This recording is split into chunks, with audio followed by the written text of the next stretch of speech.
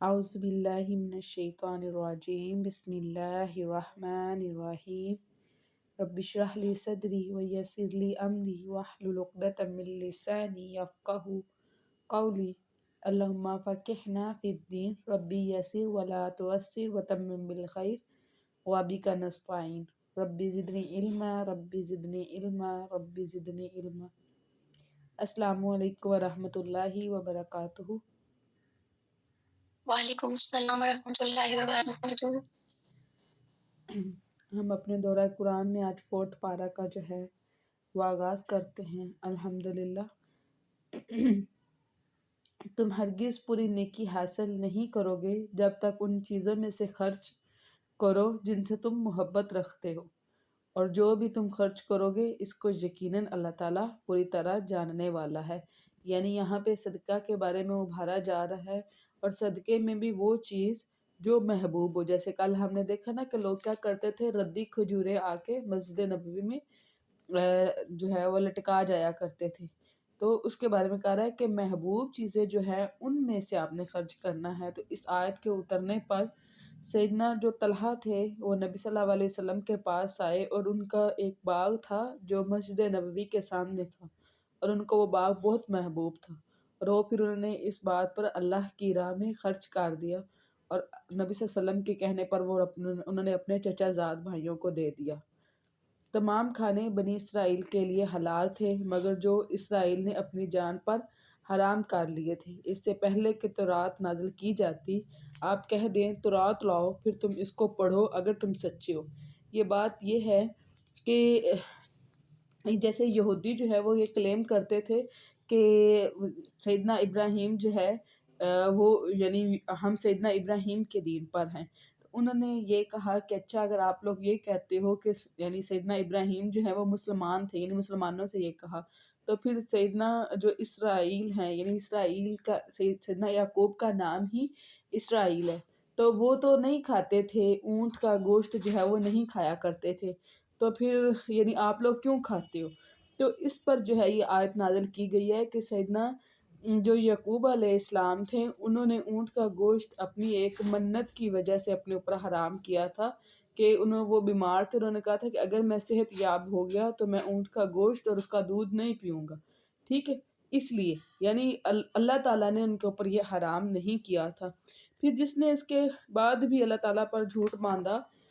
تو وہی لوگ ظالم ہیں، یعنی قرآن اور وحی کے اترنے کے بعد بھی اگر کوئی جھوٹ بولے تو وہی لوگ ظالم ہیں۔ آپ کہہ دو کہ اللہ تعالیٰ نے سچ فرمایا ہے، چنانچہ ابراہیم کی ملت کی پیروی کرو جو یکسو تھا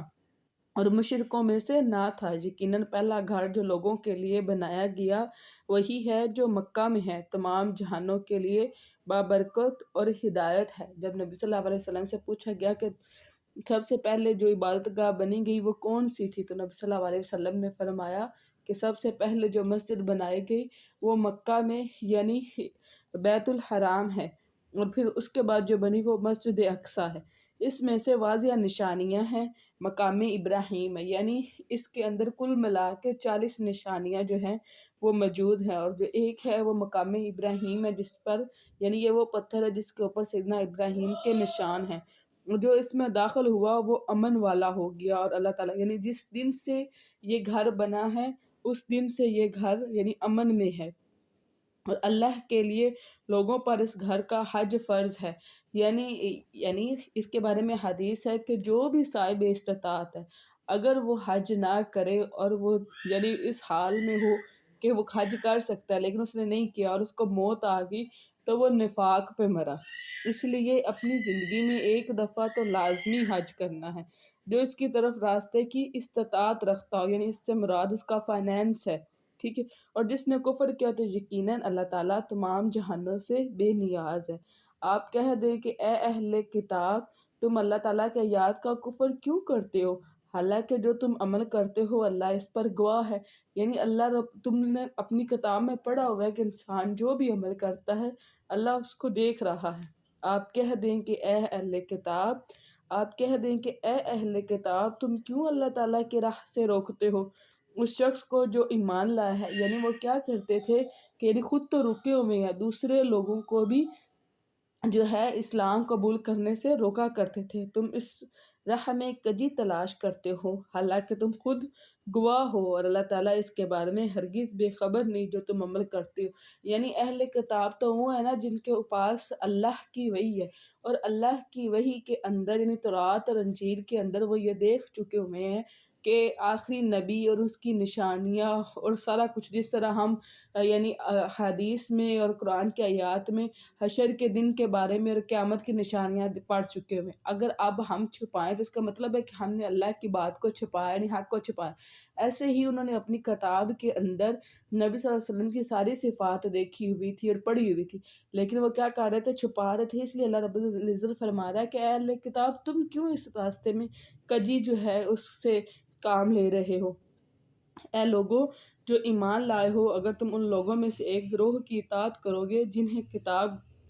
کتاب دی گئی، تو وہ تمہارا ایمان کے بعد تمہیں کافر بنا کر لوٹا دیں گے۔ یعنی وہ کیا کرتے ہیں اہل کتاب کہ وہ تمہیں کفر پر کنونس کرتے ہیں۔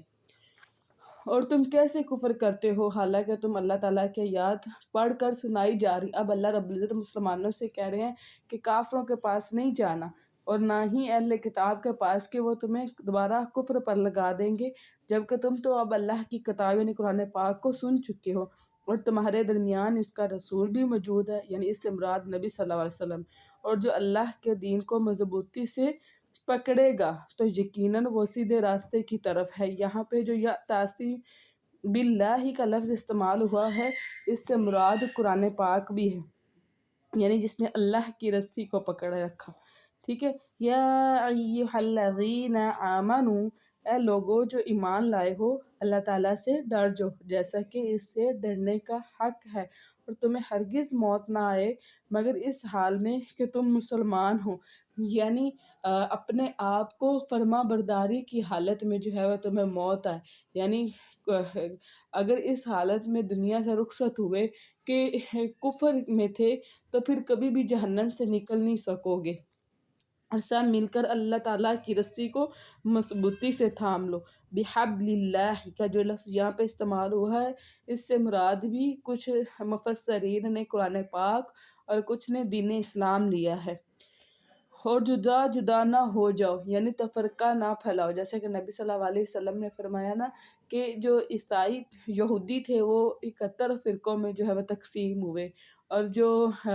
یعنی عیسائی تھے وہ 72 میں، اور میری امت جو ہے وہ 73 فرقوں میں تقسیم ہو جائے گی، اور میں صرف ایک فرقہ جو ہے وہ جنت میں جائے گا اور باقی 72 فرقے جو ہیں وہ جہنم میں جائیں گے، اور اس میں وہ فرقہ وہ ہے جس نے قرآن اور سنت کو جو ہے وہ سنبھالے رکھا، یعنی اس کے اوپر جو ہے وہ عمل کیا۔ یہاں پہ ہمیں یہ فرقوں میں تقسیم ہونے سے جو ہے وہ منع کیا جا رہا ہے، اور بعض اوقات جو لوگ ہیں یہاں پہ حدیث بیان کرتے ہیں کہ میری امت کے فرقے میں جو ہے وہ رحمت ہے یا برکت ہے، اس طرح کے الفاظ، یہ موضوع حدیث ہے، یہ صحیح حدیث نہیں ہے۔ موضوع حدیث سے مراد وہ ہوتا ہے کہ جس کا ریفرنس ٹھیک نہ ہو۔ اور اپنے اوپر اللہ تعالیٰ کی نعمت کو یاد کرو جب تم ایک دوسرے کے دشمن تھے، یعنی اس سے مراد جو ہے مدینہ کے 2 قبائل تھے، اوس اور خزرج، اور یہ 2 جو ہیں وہ آپس میں بہت زیادہ ان کی دشمنی تھی جو نسل در نسل جو ہے وہ چلتی آ رہی تھی، تو اللہ تعالیٰ نے تمہارے دلوں کے درمیان الفت ڈال دی تو تم اس کی نعمت سے بھائی بھائی بن گئے، یعنی یہ اللہ کی رحمت ہے جو دلوں میں کے اندر اترتی ہے، اور تم آگ کے گڑھے کے کنارے پر تھے، یعنی اس سے مراد یہ ہے کہ اگر یعنی نبی آپ کے پاس نہ آتا اور تم اس حالت میں مرتے کہ تم لوگ کافر ہوتے تو پھر جہنم میں ہی گرا دیے جاتے، یعنی دوسرا جو مدینہ والوں پر احسان جتایا جا رہا ہے وہ نبی صلی اللہ علیہ وسلم کا وہاں پر رہنا ہے، تو اس نے تمہیں اس سے بچا لیا۔ اسی طرح اللہ تعالیٰ اپنی نشانیاں تمہارے لیے کھول کر بیان کرتا ہے تاکہ تم ہدایت پاؤ، اور لازم ہے کہ تم میں سے ایک جماعت ہو جو نیکی کی طرف دعوت دے اور بھلائی کا حکم دے اور برائی سے روکے، اور یہی لوگ فلاح پانے والے ہیں۔ یعنی ہر سوسائٹی میں چند لوگ ایسے ہونے چاہیے جو جا کر پراپر دین کو سیکھیں اور پھر امر بالمعروف و نہی عن المنکر کا جو ہے وہ کام کرے۔ اگر کسی سوسائٹی میں کوئی بھی شخص اس طرح دین نہیں سیکھتا تو پھر پوری سوسائٹی جو ہے وہ گناہ گار ہے، اور اگر کوئی ایک سیکھ لیتا ہے تو سوسائٹی جو ہے وہ اس گناہ سے بچ جاتی ہے۔ جیسے کہ اگر ایک محلے میں اگر کسی کو بھی نماز جنازہ نہیں آتی، ٹھیک ہے، تو پھر کیا ہے، پورا محلہ گناہ گار ہے۔ لیکن اگر کسی ایک کو آتی ہے تو وہ سب کے لیے کفارہ بن جائے گی۔ تو اس لیے اپنے گھروں سے اپنی اولادوں کو نکلنے کی اجازت دیں، یا اللہ کا حکم ہے کہ وہ اللہ کی راہ میں اپنا آپ لگائیں، اور تم ان لوگوں کی طرح نہ ہو جاؤ جو الگ الگ ہو گئے اور اپنے پاس واضح احکامات آنے کے بعد بھی اختلاف کیا، اور یہی لوگ ہیں جن کے لیے بہت بڑا عذاب ہے۔ یعنی یہ پچھلی امتوں کے فرقہ واریت کے بارے میں بات کی جا رہی ہے، جس دن کچھ چہرے روشن ہوں گے اور کچھ چہرے سیاہ ہوں گے۔ تو وہ لوگ جن کے چہرے سیاہ ہوں گے ان سے پوچھا جائے گا، کیا تم نے اپنے ایمان کے بعد کفر کیا؟ تو اب عذاب چکھو اسی وجہ سے کہ تم کفر کیا کرتے تھے۔ یعنی جو کفر کی حالت میں مر گیا پھر اس کا جہنم سے نکلنے کا کوئی راستہ نہیں ہے۔ جو مسلمان ہے اس کا کلمہ جو ہے وہ اس کو بچا لے گا، بے شک اس کی گناہوں کی اس کو سزا ملے گی، لیکن اللہ تعالیٰ اس کو جہنم سے نکال لیں گے۔ اور جن کے چہرے سفید ہوں گے سو وہ اللہ تعالیٰ کی رحمت میں ہوں گے، وہ اس میں ہمیشہ رہنے والے ہیں۔ تِلْکَ آیاتُ اللہِ نَتْلُوہا، یہ اللہ تعالیٰ کی آیات ہیں جو ہم حق کے ساتھ پڑھ کر آپ کو سناتے ہیں، اور اللہ تعالیٰ تمام جہانوں کے لیے ظلم کا ارادہ نہیں رکھتا۔ اللہ اپنے بندوں پر ظلم نہیں کرتا، بلکہ انسان جب اللہ کی بنائی ہوئی باؤنڈریز کو کراس کرتے ہیں تو اس کے بدلے میں وہ تکلیف پاتے ہیں۔ وَلِلَّهِ مَا فِي السَّمَاوَاتِ وَمَا فِي الْأَرْضِ، اور اللہ تعالیٰ ہی کے لیے ہے جو کچھ آسمانوں میں ہے اور جو کچھ زمین میں ہے، اور سارے معاملات اللہ تعالیٰ ہی کی طرف لٹائے جاتے ہیں۔ تم بہترین امت ہو جو لوگوں کے لیے نکالی گئی ہو۔ امت وسطیٰ ہے، یعنی جس کا وسط کا مطلب ہوتا ہے بہترین۔ تم بھلائی کا حکم دیتے ہو اور برائی سے روکتے ہو، یعنی یہ انبیاء کا عہدہ اور انبیاء کی رسپانسبلٹی ہوتی ہے امر بالمعروف ونہی عن المنکر۔ اور نبی صلی اللہ علیہ وسلم کی حدیث بھی ہے کہ میری امت کے جو نیک لوگ ہوں گے وہ پہلے لوگوں کے لیے پہلے جو انبیاء ہیں ان کے درجے کے برابر ہوں گے، ٹھیک ہے؟ کیوں؟ کیونکہ ان کو بھی وہی رسپانسبلٹی دی گئی ہے، امر بالمعروف یعنی نیکی کا حکم دینا اور برائی سے روکنا۔ جیسے کہ نبی صلی اللہ علیہ وسلم کی حدیث ہے نا کہ جب تم کسی برائی کو ہوتا دیکھو تو اس کو ہاتھ سے روکنے کی کوشش کرو، اور اگر ہاتھ کی طاقت نہ رکھتے ہو تو زبان سے روکنے کی کوشش کرو، اور اگر زبان کی بھی طاقت نہیں رکھتے تو دل میں برا جانو، اور یہ بڑا ایمان کا کمزور ترین درجہ ہے۔ اور تم اللہ تعالیٰ پر ایمان رکھتے ہو، اور اگر اہل کتاب بھی ایمان لے آتے تو ضرور ان کے لیے بہتر ہوتا۔ یعنی اگر اہل ایمان، جیسے نبی صلی اللہ علیہ وسلم کی حدیث ہے کہ ان لوگوں کے لیے دوہرا ثواب ہے، یعنی کوئی اگر عیسائی ہو اور پھر جو ہے اس کے بعد وہ مسلمان بھی ہو جائے تو عیسائیت پر عمل کرنے کا بھی ثواب اور مسلمان ہونے کا بھی، ٹھیک ہے؟ یعنی جب تک وہ دین رہا اس پر عمل کیا، اب نئی شریعت آئی تو اس پر بھی عمل کیا۔ اس لیے اللہ رب العزت فرما رہے ہیں کہ ان کے لیے بہتر ہوتا ہے۔ ان میں سے کچھ مومن ہیں اور ان کے اکثر نافرمان ہیں، وہ تمہیں معمولی تکلیف کے سوا ہرگز کوئی نقصان نہیں پہنچا سکتے، جیسے یعنی دھوکہ دہی یا اس طرح۔ یعنی وہ اتنے دلیر نہیں ہیں کہ وہ کھلے میدان میں آ کے تمہارے ساتھ لڑ سکے، بس خفیہ سازشوں سے ہی کوئی تھوڑا بہت نقصان پہنچا سکتے ہیں۔ اگر وہ تم سے جنگ کریں گے تو تم سے پیٹھ پھیر جائیں گے، پھر وہ مدد نہیں کیے جائیں گے۔ یہ جہاں کہیں بھی پائے جائیں ذلت ان پر مسلط کر دی گئی۔ اب یہ ذلت کیا تھی؟ یعنی جس طرح جزیہ دینا، ٹیکس دینا، یہ ساری ذلت ہی تھی۔ ابھی بھی دیکھیں تو یعنی ہماری سوسائٹی میں جو تھوڑے اس طرح کے کام ہیں نا، وہ اس طرح کے طبقہ سے، یعنی جیسے سویپرز وغیرہ جو ہوتے ہیں تو وہ ایسے طبقہ سے لیے جاتے ہیں، سوائے اس کے کہ اللہ تعالیٰ کی یا لوگوں کی پناہ میں ہوں۔ یعنی یا تو اللہ رب العزت کوئی عہد ان کے ساتھ کیا گیا اللہ کو گواہ بنا کے، یا کچھ اس طرح جزیہ دے کے یہ کسی سوسائٹی میں رہ رہے ہوں، اور وہ اللہ تعالیٰ کے غضب کے ساتھ لوٹے اور ان پر محتاجی مسلط کر دی گئی۔ اس کی وجہ یہ ہے کہ وہ اللہ تعالیٰ کے آیات سے کفر کرتے تھے اور وہ پیغمبروں کو کسی حق کے بغیر قتل کرتے تھے۔ یعنی بنی اسرائیل کے بارے میں ہے، کچھ حدیث میں ملتا ہے کہ انہوں نے ایک دن میں 300 پیغمبر کو بھی یعنی وہ قتل کر کے، اور یعنی انبیاء کو قتل کر کے شام کو وہ اپنے دسترخوانوں پہ بیٹھے ہوا کرتے تھے۔ یہ اس وجہ سے ہوا کہ انہوں نے نافرمانی کی اور وہ حدود سے گزر جاتے تھے۔ وہ سب برابر نہیں ہیں، اہل کتاب میں سے ایک جماعت قیام کرنے والی۔ اب یہ کیا تھا کہ جب کچھ یعنی عیسائیوں میں تو بہت سارے عیسائی ایسے تھے جو مسلمان ہو گئے تھے، لیکن یہودیوں میں صرف 10 یا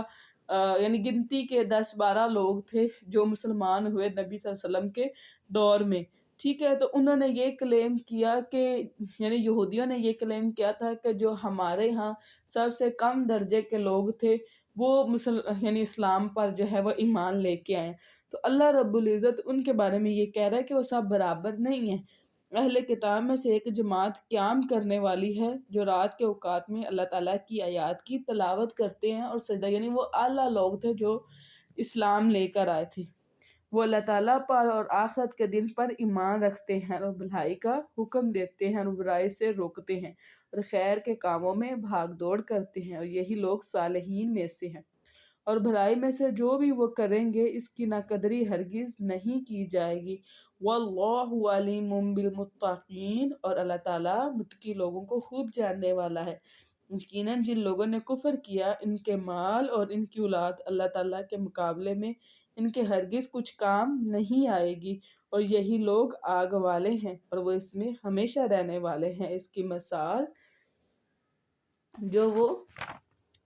اس دنیا کی زندگی میں خرچ کرتے ہیں اس ہوا کی مثال کی طرح ہے جس میں شدید سردی ہو، جو ایسے لوگوں کی کھیتی کو پہنچے جنہوں نے اپنی جانوں پر ظلم کیے تو اس نے اسے تباہ و برباد کر دیا۔ اللہ تعالیٰ نے ان پر ظلم نہیں کیا بلکہ وہ اپنی جانوں پر خود ظلم کرتے ہیں۔ اب یہ ایک یعنی جو کافر ہے نا، یعنی جس کا اللہ پر اور آخرت پر کوئی عقیدہ نہیں ہے، ٹھیک ہے، یقین نہیں ہے، اس کے بارے میں یہ بات کی جا رہی ہے کہ اگر وہ دنیا میں بھلائی اور نیکی کے کام کرتا ہے، ٹھیک ہے، اب اس کی ایک فصل لگ گئی ہے اور اب وہ پک بھی گئی ہے، یعنی اس کا اجر بھی ہے۔ اب وہ اجر کیا ہے کہ ایک ہوا چلے جو اتنی ٹھنڈی ہو کہ پوری فصل تباہ کر دے۔ اس کا مطلب یہ ہے کہ جو کفار ہیں ان کی نیکی کا بدلہ ان کو آخرت میں نہیں ملے گا، ٹھیک ہے، ان کی نیکی کا بدلہ ان کو دنیا میں ہی مل جائے گا۔ اور جو مسلمان ہے وہ اگر کوئی صدقہ یا نیکی کرتا ہے تو اس کا اجر دنیا میں بھی ہے اور آخرت میں بھی ہے۔ یا ایھا الذین آمنوا لا تتخذوا بطانۃ، اے لوگو جو ایمان لائے ہو اپنے سوا کسی کو دلی دوست نہ بناؤ، وہ تمہیں کسی طرح برباد کرنے میں کوئی کمی نہیں کرتے، وہ پسند کرتے ہیں ایسی چیز کو جو تمہیں مصیبت میں ڈال دے۔ یقیناً ان کا بغض ان کے منہوں سے ظاہر ہو چکا ہے اور جو ان کے سینے چھپاتے ہیں زیادہ بڑا ہے۔ یقیناً ہم نے تمہارے لیے آیات کھول کر بیان کر دی ہیں اگر تم سمجھتے ہو۔ یعنی اگر نان مسلم اس آیت کو سن لے تو ان کو فوراً پتہ چل جائے کہ ہاں کوئی ذات ہے جو ہمارے دلوں کی برائیوں کو بھی جانتی ہے، وہ مسلمانوں کو کھول کر بتا رہی ہے۔ جیسے مسلمان کو نہیں پتہ ہوتا کہ جو میرا کافر دوست ہے اس کے سینے میں کیا ہے، دیکھو تم لوگ ہی ان سے محبت کرتے ہو اور وہ تم سے محبت نہیں رکھتے۔ یعنی مسلمان تو یعنی نیک نجتی کے ساتھ جو ہے وہ کافر کے ساتھ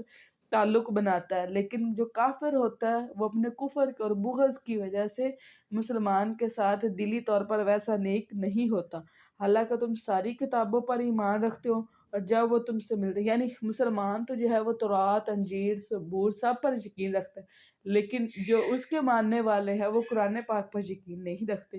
اور جب وہ تم سے ملتے ہیں تو کہتے ہیں کہ ہمیں ایمان لائے، اور جب اکیلے ہوتے ہیں تو تم پر غصے سے انگلیاں چباتے ہیں۔ یعنی یہ وہی منافق کی نشانی۔ آپ کہہ دیں اپنے غصے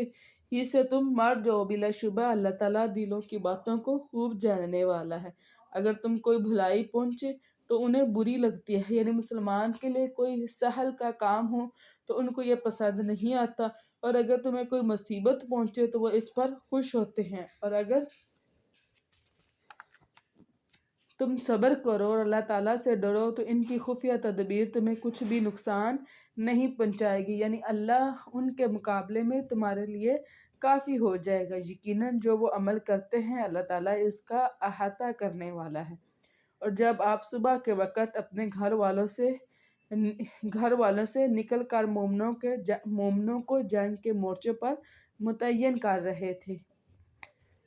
اور اللہ تعالیٰ سب کچھ سننے والا، سب کچھ جاننے والا ہے۔ اب یہ کیا ہے کہ جنگ احد کے بارے میں بات ہو رہی ہے، جب اللہ رب العزت سیدہ عائشہ کے گھر سے باہر نکل کر اور جو ہے جنگ کے احد پہاڑ کی طرف جو ہے وہ جا رہے تھے، اور وہاں پر صحابہ اکرام کو مورچوں پر متعین کر رہے تھے۔ جب تم میں سے 2 جماعتیں ارادہ کر چکی تھی کہ ہمت ہار جائیں۔ اب یہ کیا ہے کہ یہ یعنی مسلمان قبیلے کی ہی دو قبیلے تھے، مسلمان ہی 2 قبیلے تھے جو ہمت ہار گئے تھے، حالانکہ اللہ تعالیٰ ان دونوں کا مددگار تھا۔ اب وہ صحابی کہتے ہیں کہ یہ بات کہتے ہوئے ہمیں آر محسوس نہیں ہوتی، کیونکہ اللہ رب العزت اپنی آیت میں ہی ہمیں یہ بتا رہے ہیں کہ اللہ نے ہماری مدد کرنے کا جو ہے وہ ارادہ کر لیا تھا، بس لازم ہے کہ ایمان والے اللہ تعالیٰ پر ہی بھروسہ رکھیں۔ یعنی اس طرح اللہ رب العزت مومنوں کو جو ہے وہ توکل سکھا رہے ہیں۔ وَلَقَدْ نَصَرَكُمُ اللَّهُ، اور بلا شبہ یقیناً اللہ تعالیٰ بدر میں بھی تمہاری مدد فرما چکا ہے۔ جیسے ہم نے کل بدر کے حالات پڑھے تھے، ویسے آج احد کے بارے میں پڑھیں گے۔ حالانکہ تم نہایت کمزور تھے، کہ اس وقت تعداد کیا تھی؟ صرف 313 جو تھے وہ صحابہ تھے، اور 2 گھوڑے تھے اور 70 اونٹ تھے۔ چنانچہ اللہ تعالیٰ سے ڈر جاؤ تاکہ تم شکر کرو۔ جب آپ مومنوں سے کہہ رہے تھے کیا تمہیں یہ کافی نہیں ہے کہ تمہارا رب 3000 نازل کردہ فرشتوں کے ساتھ تمہاری مدد فرمائے گا، یعنی اللہ رب العزت کے حکم سے نبی صلی اللہ علیہ وسلم جو ہیں وہ صحابہ اکرام کے حوصلے جو ہیں وہ بڑھا رہے تھے، کہ اس طرح صرف جو فرشتوں نے جو جنگ کی ہے باقاعدہ طور پہ وہ بدر کی جنگ ہے، ٹھیک ہے، اس کے علاوہ جس جنگ میں بھی فرشتے نازل ہوئے ہیں وہ صرف تعداد بڑھانے کے لیے نازل ہوئے، ٹھیک ہے۔ کیوں نہیں اگر تم صبر کرو اور اللہ تعالیٰ سے ڈرو اور دشمن تم پر اپنے اس سخت جوش میں آ پہنچے، یعنی یہ کیا تھا، کیونکہ پہلے سے وہ بدر کی جنگ میں ہارے ہوئے تھے، تو انہوں نے بہت زیادہ جو ہے وہ پلاننگ کی ہوئی تھی۔ آپ سیرہ پڑھے تو ان کی عورتوں نے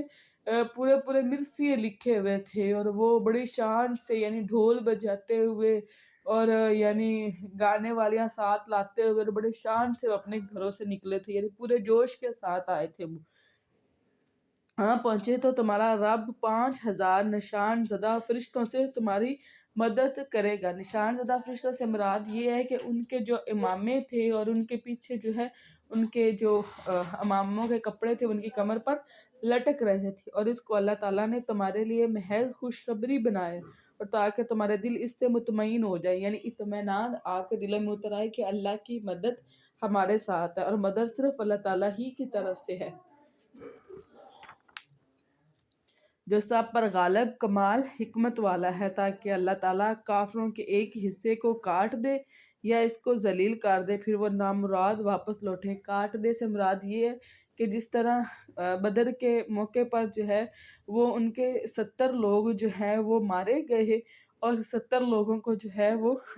قید کیا گیا، اور اسی طرح وہ نامراد ہو کر واپس لوٹے۔ آپ کو اس معاملے میں کوئی اختیار نہیں، خواہ اللہ تعالیٰ ان کی توبہ قبول فرمائے یا ان کو عذاب دے، بلا شبہ وہی ظالم ہے، یعنی یہ ان کا اور اللہ رب العزت کا معاملہ ہے، اور اللہ تعالیٰ ہی کا ہے جو کچھ آسمانوں میں ہے اور جو کچھ زمین میں ہے۔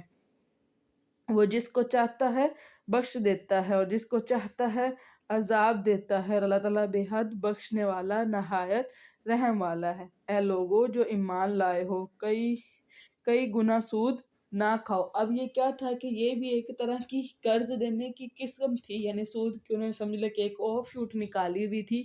کہ جیسے قرض دیا گیا اور اس کے لیے تاریخ جو ہے وہ مقرر کر لی گئی۔ اب اس تاریخ پر اگر اس نے پیسے نہیں دیے، مقروض جو تھا، تو اس پر یعنی اس قرض کو بڑھا دیا جائے. جیسے فار ایگزامپل کہ اگر مجھے یعنی 25 جو ہے ڈیٹ کو 100 روپے آپ نے دینا ہے، اور اگر 25 کو نہیں دے سکے تو میں کہوں 26 کو آپ مجھے 200 دیں گے، 27 کو 300، 28 کو 400. اس طرح اگر میں بڑھاتی جاؤں تو اس طرح یعنی یہ بھی اسلام میں اس چیز کو پسند نہیں کیا گیا. جس طرح ہماری اکثر یہ ہوتی بھی ہے، یعنی یہ جو انسٹالمنٹس ہوتی ہیں، اگر ایک ہی دفعہ آپ رقم دیں تو اتنی ہوگی، لیکن اگر آپ انسٹالمنٹ میں دیں گے تو پھر وہ رقم جو ہے وہ پرائز جو ہے وہ بڑھا دیے جاتے ہیں جو دگنے کیے ہوئے ہیں. اور اللہ تعالیٰ سے ڈرو تاکہ تم کامیاب ہو جاؤ، اور اس آگ سے ڈر جاؤ جو کافروں کے لیے تیار کی گئی ہے. اور اللہ تعالیٰ کی اور اس کے رسول کی اطاعت کرو تاکہ تم پر رحم کیا جائے، اور اپنے رب کی مغفرت اور جنت کی طرف دوڑو جس کی چوڑائی آسمان اور زمین جتنی ہے. یعنی اللہ رب العزت جنت کے بارے میں بتا رہے ہیں کہ جنت کی چوڑائی آسمان اور زمین جتنی ہے، لمبائی تو پھر اللہ ہی بہتر جانتے ہیں کہ وہ کہاں تک پہنچتی ہوگی.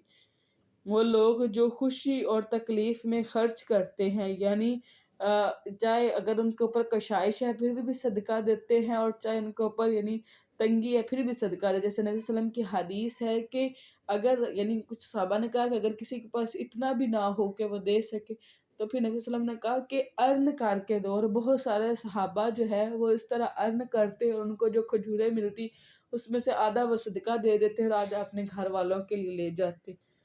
اور غصے کو پینے والے، اب غصے کو پینے والے سے مراد یہ کہ غصے کو یعنی برداشت کرنے والے، اس کے اوپر صبر کرنے. ایک غصے میں ہوتا ہے کہ جیسے ہم اگر سامنے والے کو دیکھیں تو سامنے والا جو ہے وہ اگر بڑا ہے یا باس ہے یا جس کے اوپر ہم غصہ نکال نہیں سکتے تو ہم چپ تو کر جاتے ہیں، لیکن وہ ہمارے اندر ایک کینہ، ایک غبار جو ہے وہ بڑھتا چلا جاتا ہے. ٹھیک ہے، اس کو اسلام نے پسند نہیں کیا. غصے کو پینے سے مراد یہ ہے کہ بالکل درگزر کر دیں، معاف کر دیں. ٹھیک ہے، کو پینے والے اور لوگوں سے درگزر کرنے والے ہیں، اور اللہ تعالیٰ نیکی کرنے والوں کو پسند کرتا ہے. وہ ایسے لوگ ہیں جب کوئی برائی کر بیٹھیں یا اپنی جانوں پر ظلم کر بیٹھیں تو وہ اللہ تعالیٰ کو یاد کرتے ہیں. یعنی ندامت جو ہے نا وہی توبہ ہے. ٹھیک ہے، پھر وہ اپنے گناہوں کے لیے بخشش مانگتے ہیں، اور اللہ تعالیٰ کے سوا گناہوں کو کون معاف کر سکتا ہے. اور اس پر جو انہوں نے کیا جان بوجھ کر اصرار نہیں کرتے، یعنی جو گناہ ان سے ہو گیا اب دوبارہ وہ اس بات پہ عہد کرتے ہیں کہ اب وہ کام نہیں کریں گے. یہی لوگ ہیں جن کا بدلہ ان کے رب کی طرف سے مغفرت اور جنتیں ہیں جن کے نیچے سے نہریں بہتی ہیں، اور اس میں وہ ہمیشہ رہنے والے. اور کیسا اچھا بدلہ ہے عمل کرنے والوں کو. قد خلت من قبلکم سنن، اور تم سے پہلے بہت سے طریقے گزر چکے. یعنی ان سے مراد جو ہے وہ شریعتیں ہیں کہ تم سے پہلے بہت ساری شریعتیں جو ہے وہ گزر چکی ہیں. سو تم زمین میں چل کر دیکھو کہ جھٹلانے والوں کا کیسے انجام ہو. یعنی جس نے اللہ کی وحی کو اور اللہ کے رسولوں کو جھٹلایا ان کا کیا انجام ہوا. لوگوں کے یہ بیان ہے، اور اللہ تعالیٰ سے ڈرنے والوں کے لیے ہدایت اور نصیحت ہے. اور نہ تم ہمت ہارو اور نہ غم کرو اور تم ہی غالب رہو گے. یعنی اللہ رب العزت جو ہے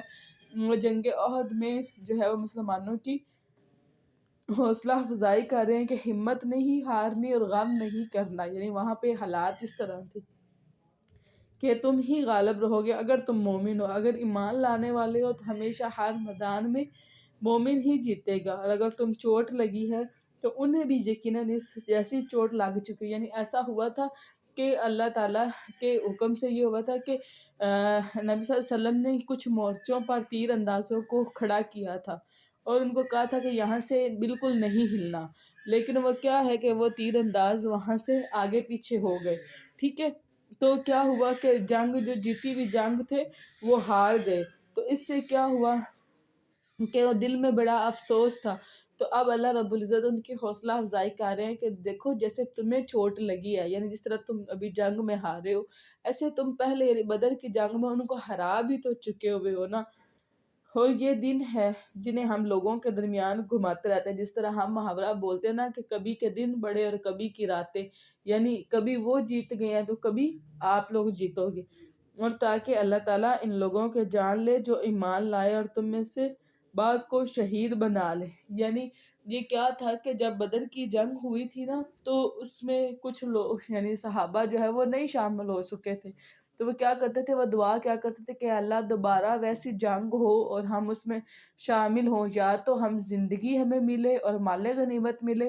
یا پھر ہمیں جو ہے وہ شہادت ملے اور جنت ملے. تو اس لیے اللہ رب العزت یہاں پر فرما رہے ہیں کہ اللہ تم میں سے بعض کو اللہ تعالیٰ شہید بنا لے. یہ خود مسلمانوں کی دعا تھی. اسی طرح نبی صلی اللہ علیہ وسلم کی حدیث ہے کہ کسی کے ساتھ جنگ کی دعا نہیں کرنی چاہیے، لیکن اگر جنگ آ جائے تو پھر ڈٹ کر مقابلہ کرنا چاہیے، پھر پیچھے نہیں ہٹنا چاہیے. اور اللہ تعالیٰ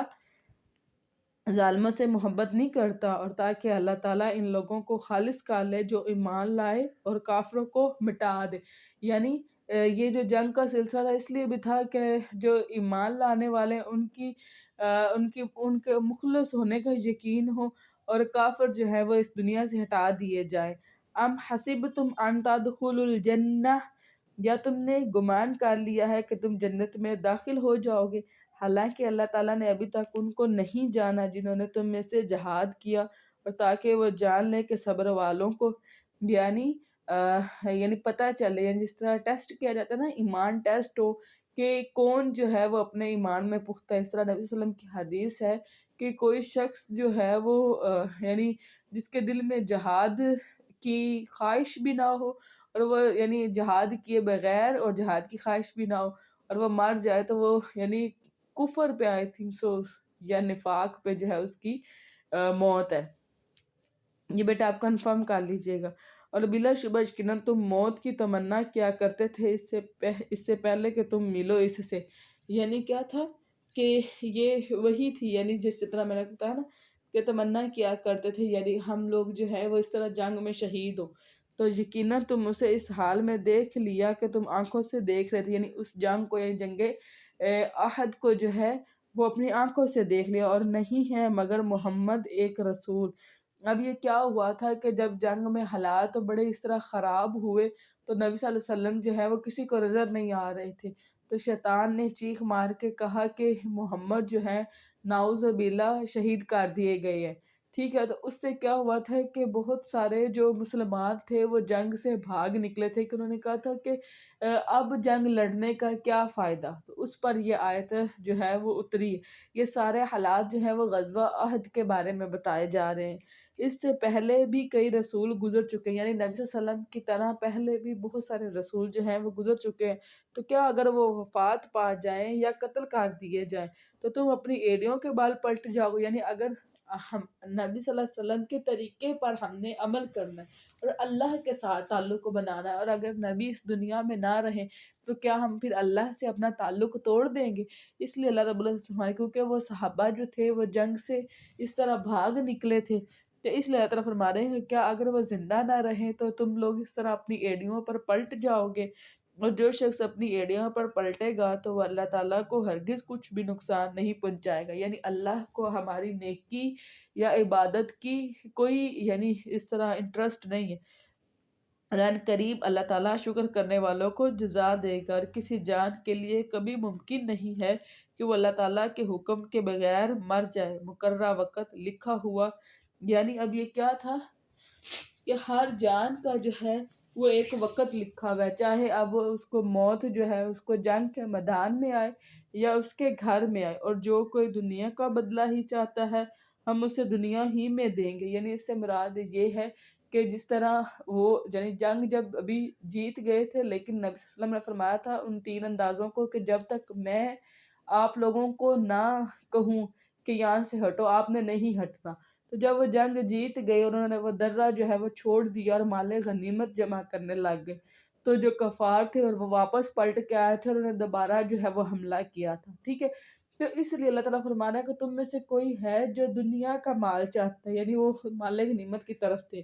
اور جو آخرت کا بدلہ چاہے گا اسے ہم آخرت دیں گے. لیکن وہاں پر 10 صحابہ جو تھے وہ وہیں اس درے پر کھڑے رہے تھے. ٹھیک ہے، تو وہ کیا تھے؟ وہ آخرت کو یعنی موت کو اور اپنے اجر ثواب کو جمع کر رہے تھے. تو بہت جلد ہم شکر کرنے والوں کو جزا دیں گے۔ اور کتنے ہی نبی تھے جن کے ساتھ مل کر بہت سے رب والوں نے جنگ کی، یعنی یہ کوئی پہلی جنگ نہیں ہے، آپ سے پہلے بھی بہت سارے انبیاء نے جنگ کی اور ان کے ساتھی موجود تھے، اور اس کے لیے جو اللہ تعالیٰ کی راہ میں انہیں تکلیف پہنچی انہوں نے ہمت نہیں ہاری، یعنی ان لوگوں نے یعنی تکالیف برداشت کی لیکن ہمت نہیں ہاری، اور نہ وہ کمزور پڑے، نہ انہوں نے عاجزی دکھائی، اور اللہ تعالیٰ صبر کرنے والوں سے محبت کرتا ہے۔ اور ان کی دعا اس کے سوا کچھ نہ تھی کہ اے ہمارے رب، بیٹا اس دعا کو بھی جو ہے وہ آپ انڈر لائن کر لیں، ربنا اغفر لنا ذنوبنا و اسرافنا فی امرنا، کہ اے ہمارے رب ہمارے گناہوں کو بخش دیجیے اور ہمارے کام میں ہماری زیادتی کو بھی، یعنی یہ ایسے ہے کہ جب کوئی ایک نیکی کا بڑا کام کر رہا ہو، جو چھوٹے چھوٹے اذکار اور جو چھوٹے چھوٹے کام ہیں وہ رہ جائیں، تو اس پر بھی وہ لوگ کیا کرتے تھے کہ بخشش مانگتے تھے۔ وثبت اقدامنا، اور آپ ہمیں ثابت قدم رکھے، وانصرنا علی القوم الکافرین، اور کافر قوموں کے مقابلے میں ہماری مدد کیجیے۔ تو اللہ تعالیٰ نے ان کو دنیا کا بدلہ بھی دیا، دنیا کے بدلے سے مراد یعنی مال غنیمت بھی، اور آخرت کا اچھا بدلہ یعنی اجر و ثواب بھی، اور اللہ تعالیٰ نیکی کرنے والوں سے محبت رکھتا ہے۔ اے لوگو جو ایمان لائے ہو، اگر تم ان لوگوں کی اطاعت کرو گے جنہوں نے کفر کیا، تو وہ تمہیں تمہاری ایڑیوں کے بل لٹا دیں گے۔ اب جب اس جنگ میں یعنی یہ حالات پیدا ہوئے، تو وہ جو کافر تھے جو جنگ لڑنے کے لیے آئے ہوئے تھے نا غزوہ احد میں، تو جنگ لڑنے کے بعد انہوں نے مسلمانوں سے کہا کہ ابھی بھی وقت ہے کہ اس دین میں کچھ نہیں رکھا ہوا، واپس کفر کی حالت میں یعنی آ جاؤ۔ تو اللہ رب العزت وہ فرما رہے ہیں کہ اگر آپ ان کافروں سے یعنی ان کی اطاعت کرو گے تو تمہیں دوبارہ یعنی کفر کی حالت میں لے جائیں گے، پھر تم خسارہ اٹھانے والے ہو کر پلٹو گے، یعنی پھر تمہارا سارا اجر و ثواب جو ہے وہ ختم ہو جائے گا، بلکہ اللہ تعالیٰ تمہارا مالک ہے اور وہ سب مدد کرنے والوں سے بہترین ہے۔ وہ جب جنگ میں آئے تو میں نے جس طرح بتایا نا کہ وہ اپنے ساتھ گانے والے اور اس طرح لے کے آئے تھے، وہ بڑے نعرے بازی کر رہے تھے کہ ہمارے تو لات بھی ہے اور عزا بھی ہے اور تمہارا تو کوئی نہیں ہے۔ تو پھر نبی صلی اللہ علیہ وسلم نے فرمایا کہ ان کو جواب دو کہ اللہ ہمارا مولا ہے اور تمہارا کوئی مولا نہیں ہے۔ جلد ہی ہم ان لوگوں کے دلوں میں جنہوں نے کفر کیا ہے رعب ڈال دیں گے، یعنی جو کفار ہیں ان کے دلوں میں مسلمانوں کا رعب ڈال دیا جائے گا، اس وجہ سے جو انہوں نے اللہ کے ساتھ شرک کیا، یعنی جو بت پرستی کی، اس وجہ سے جس کی اس نے کوئی دلیل بھی انہیں نہیں اتاری، اور ان کا ٹھکانہ آگ ہے۔ اور ظالموں کا بہت ہی برا ٹھکانہ ہے، اور بلا شبہ یقیناً اللہ تعالیٰ نے تم سے اپنے وعدے کو سچا کر دکھایا جب تم اس کے حکم سے انہیں کاٹ رہے تھے، یہاں تک کہ جب تم پست ہمت ہو گئے اور حکم کے بارے میں جھگڑا کیا اور تم نے نافرمانی کی، اس کے بعد جو اس نے تمہیں وہ چیز دکھائی جو تم پسند کرتے تھے۔ اب یہ کیا تھا کہ اس چیز کو مسلمان ایکسیپٹ نہیں کر رہے تھے کہ ہمارے ساتھ نبی صلی اللہ علیہ وسلم بھی ہیں، ہم نے اللہ کی راہ میں جہاد بھی کیا ہے، ہم نے محنت بھی کی ہے، تو ہاؤ دس از پاسبل کہ ہم جو ہے وہ جنگ ہار گئے۔ تو اللہ رب العزت جو ہے وہ فرما رہے کہ جس بارے میں تم لوگ یعنی جھگڑا کر رہے تھے کہ گروہ یعنی صحابہ کے گروہ تھے آپس میں جھگڑا کر تھے اور تم نے نافرمانی کی۔ اب نافرمانی کیا تھی؟ جنگ کیوں ہارے تھے؟ نبی کی نافرمانی کی تھی، یعنی یہ اس کا بدلہ تھا کہ یہ بات ہمیشہ یاد رکھے کہ نبی کی بات عام انسان جیسی بات نہیں ہے۔ نبی نے جب کہا تھا کہ وہیں رکنا ہے تو وہ وہیں رکنا ہے۔ اس کے بعد جو اس نے تمہیں وہ چیز دکھائی جو تم پسند کرتے تھے، یعنی یہ کیا تھا کہ جب جنگ جیت گئے تھے نا، تو یعنی ابھی شروع میں تو جنگ جیت گئے، تو جو وہ تیر انداز تھے وہ آپس میں جھگڑا کر رہے تھے کہ کچھ کہتے تھے کہ ہم نے اسی درے پہ کھڑا ہونا ہے کہ نبی نے ہمیں یہی حکم دیا، اور کچھ کہتے تھے کہ اب تو ہم جنگ جیت گئے ہیں تو یہاں کھڑے ہونے کا کوئی فائدہ نہیں ہے، تم میں سے کوئی دنیا چاہتا ہے اور تم میں سے کوئی آخرت چاہتا ہے۔ پھر اللہ تعالیٰ نے تمہیں ان سے پھیر دیا تاکہ وہ تمہیں آزمائے، یعنی جیتی ہوئی جنگ جو ہے وہ کیا تھی؟ دوبارہ سے ہارے۔ تو بلا شبہ اس نے یقیناً تمہیں معاف کر دیا ہے، یعنی جو آپ نے نبی کی نافرمانی کی اس پر اللہ نے آپ کو معاف کر دیا ہے۔ اللہ تعالیٰ ایمان والوں پر بڑے فضل والا ہے۔ جب تم دور چلے جا رہے تھے اور مڑ کر کسی ایک کو بھی نہ دیکھتے تھے۔ اب یہ وہی بات ہے کہ جب نبی صلی اللہ علیہ وسلم کی شہید ہونے کی بات اس طرح یعنی پھیلی تو کیا ہوا کہ لوگ جو ہے وہ یعنی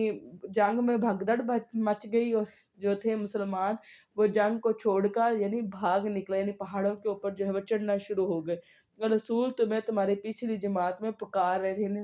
نبی صلی اللہ علیہ وسلم جو ہے وہ پیچھے سے آوازیں لگا رہے تھے مسلمانوں کو کہ دوبارہ سارے جو اللہ کے بندو اللہ کے حکم سے یہاں پر یعنی جمع ہو جاؤ۔ تو اس نے بدلے میں تمہیں غم کے ساتھ غم دیا۔ اب ایک غم کیا تھا؟ نبی صلی اللہ علیہ وسلم کی شہادت کی خبر کا غم، اور دوسرا غم کیا تھا؟ جنگ کو چھوڑنے کا۔ یعنی اللہ نے حکم دیا نا کہ کوئی بھی مسلمان جب اس کے اوپر جنگ آ جائے تو وہ جنگ کو چھوڑ نہیں سکتا، وہاں اس جنگ سے بھاگ نہیں سکتا، تاکہ تم اس پر غم نہ کرو جو تمہارے ہاتھ سے نکل گیا۔ یعنی اس سے مراد یہ ہے کہ وہ مال غنیمت جو جیتا ہوا مال تھا وہ ہاتھ سے نکل گیا، اور اس پر جو تمہیں مصیبت پہنچی یعنی وہ جو یعنی دوبارہ سے جنگ ہاری وہ والی مصیبت، اور اللہ تعالیٰ پوری خبر رکھنے والا ہے اس کی جو تم عمل کرتے ہو۔ پھر اللہ تعالیٰ نے اس غم کے بعد تم پر ایک امن نازل فرمایا، یعنی اس غم کی وجہ میں حالت جنگ میں ہی اللہ نے امن یعنی سکینت نازل کی، ایسے کہ جتنے بھی صحابہ تھے سب کو ایک اونگ آ گئی تھی۔ اس طرح کے صحابہ کہتے ہیں کہ ہمارے ہاتھوں سے تلواریں ایسے چھوٹ رہی تھی اور ہم نیند کی حالت میں تھے اور اس کو پکڑ رہے تھے۔ نیند جو ہے وہ ایک طرح سے سکون کا سبب ہے، ٹھیک ہے۔ ایک اونگ تھی جو تم میں سے کچھ لوگوں پر چھا رہی تھی، اور یقیناً کچھ لوگ تھے جن کی جانوں نے انہیں فکر میں ڈال رکھا تھا، وہ اللہ تعالیٰ کے بارے میں ناحق جاہلیت کا گمان کر رہے تھے۔ اب یہ کیا تھا کہ یہ منافقین تھے اور وہ واپس ہٹ گئے تھے، وہ کہتے تھے کیا اس کام میں ہمارا کچھ بھی اختیار ہے؟ یعنی انہوں نے کیا کیا تھا کہ یہ منافق تھے جو جنگ کے لیے یعنی نکلے تھے، اور آدھے راستے سے 300 منافق اپنے ساتھ 300 لوگوں کو لے کر واپس آ گئے تھے، اور کہا تھا کہ اس میں ہمارا کیا اختیار ہے؟ یعنی یہ ہے کہ آج وہ کہتے تھے کہ آج جنگ ہونی ہی نہیں ہے، ٹھیک ہے، یہ کلیم کر کے وہ واپس آ گئے تھے۔ آپ کہہ دیں بلا شبہ سارا کام اللہ تعالیٰ ہی کے اختیار میں، وہ اپنے دلوں میں ایسی باتیں چھپائے ہوئے ہیں جو آپ کے لیے ظاہر نہیں کرتے، یعنی اپنا نفاق وہ چھپائے ہوئے۔ وہ کہتے ہیں اگر اس کام میں ہمارا کچھ بھی اختیار ہوتا تو ہم یا نہ مارے جاتے، یعنی وہ کیا کہتے تھے کہ اس کام میں ہمارا کوئی اختیار ہی نہیں ہے۔ یعنی وہ دوسرے جو مسلمان شہید ہوئے نا ان کے بارے میں کہتے تھے کہ اگر یہ وہاں پر نہ جاتے اور اپنے گھروں میں رہتے تو مارے تو نہ جاتے۔ آپ کہہ دیں اگر تم اپنے گھروں میں ہوتے تو بھی جن کا قتل ہونا لکھا گیا تھا وہ ضرور اپنے لیٹنے کی جگہوں کی طرف نکل آتے۔ یعنی اللہ رب العزت جو ہے وہ فرما رہے ہیں کہ اگر اللہ نے کسی جان کو جو ہے وہ نکالنا ہے تو وہ اس شخص کو وہاں پر لے ہی جائے گا جہاں پر اس کو موت آنی ہے، ٹھیک ہے۔ اگر اللہ رب العزت فرما رہا ہے کہ اگر آپ جنگ میں نہ بھی آتے اور اپنے گھروں میں رہتے پھر بھی اگر آپ کے موت کا جو وقت ہے وہ آپ کو وہاں پر کھینچ کر لے ہی جاتا، اور تاکہ اللہ تعالیٰ اسے آزما لے جو تمہارے سینوں میں ہے، اور تاکہ وہ اسے خالص کر دے جو تمہارے دلوں میں ہے، اور اللہ تعالیٰ سینوں والی باتیں خوب جاننے والا ہے۔ یقیناً تم میں سے جو لوگ اس دن پیٹ پھیر گئے جب دو جماعتوں کا باہم تصادم ہوا، یعنی بدر کے دن جو لوگ پیٹ پھیر کر بھاگے تھے، یقیناً انہیں شیطان ہی نے ان کے بعض اعمال کی وجہ سے پھسلا دیا تھا۔ یعنی وہ جو یعنی پیٹ پھیر کر بھاگے تھے اس سے مراد وہ بھی ہے جنہوں نے درہ چھوڑ کر مال غنیمت جمع کرنے کے لیے آئے تھے، اور اس سے مراد وہ بھی ہے جو جنگ چھوڑ کر وہاں سے بھاگے تھے۔ تو اللہ تعالیٰ فرما رہے ہیں کہ ان کے اوپر شیطانیت اس وجہ سے حاوی ہو گئی تھی کیونکہ ان کے کچھ چھوٹے چھوٹے گناہ تھے، اور بلا شبہ اللہ تعالیٰ نے انہیں یقیناً معاف کر دیا۔ یعنی احد سے بھاگنے والے جو صحابہ تھے اللہ رب العزت نے ان سب کو جو ہے اس گناہ کا جو ہے ان کو معاف کر دیا ہے۔ بے شک اللہ تعالیٰ بے حد بخشنے والا نہایت بردبار ہے۔ یا ایہا الذین آمنوا، اے لوگو جو ایمان لائے ہو، لا تکونوا کالذین کفروا، تم ان لوگوں جیسے نہ ہو جانا جنہوں نے کفر کیا اور انہوں نے اپنے بھائیوں کے بارے میں کہا جب انہوں نے زمین میں سفر کیا، یا وہ لڑنے والے تھے کہ اگر وہ ہمارے پاس ہی رہتے تو وہ نہ مرتے، یعنی جو منافق لوگ تھے وہ یہ کہتے تھے کہ اگر مسلمان جنگ پر نہ جاتے، ہمارے ساتھ ہی بیٹھے رہتے، تو کبھی بھی وہ اس طرح یعنی شہید نہ ہوتے. یعنی جنگ احد میں جو ہے وہ 70 صحابہ جو ہیں وہ شہید ہو گئے تھے. تو ان کے بارے میں ہے کہ اگر وہ نہ جاتے جنگ پر تو وہ شہید نہ ہوتے، وہ قتل کیے جاتے، تاکہ اللہ تعالیٰ ان کو ان کے دلوں میں حسرت بنا دے. حالانکہ اللہ تعالیٰ ہی زندگی بخشتا ہے اور موت دیتا ہے، اور جو بھی تم عمل کرتے ہو اللہ تعالیٰ اس کو خوب دیکھنے والا ہے. اور یقیناً اگر تم اللہ تعالیٰ کی راہ میں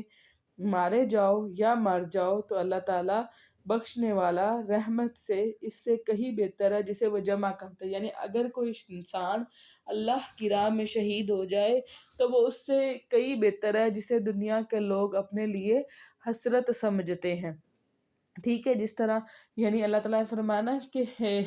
یعنی اس طرح ایک شہید کو کے بارے میں نبی صلی اللہ علیہ وسلم نے فرمایا تھا کہ اللہ رب العزت سے نے جب ان سے پوچھا کہ تم اپنی کوئی خواہش بتاؤ، تو اس نے کہا کہ یا اللہ میری یہ خواہش ہے کہ میں دوبارہ دنیا میں بھیجا جاؤں اور دوبارہ آپ کی راہ میں جو ہے وہ اس طرح شہید کر دیا جاؤ.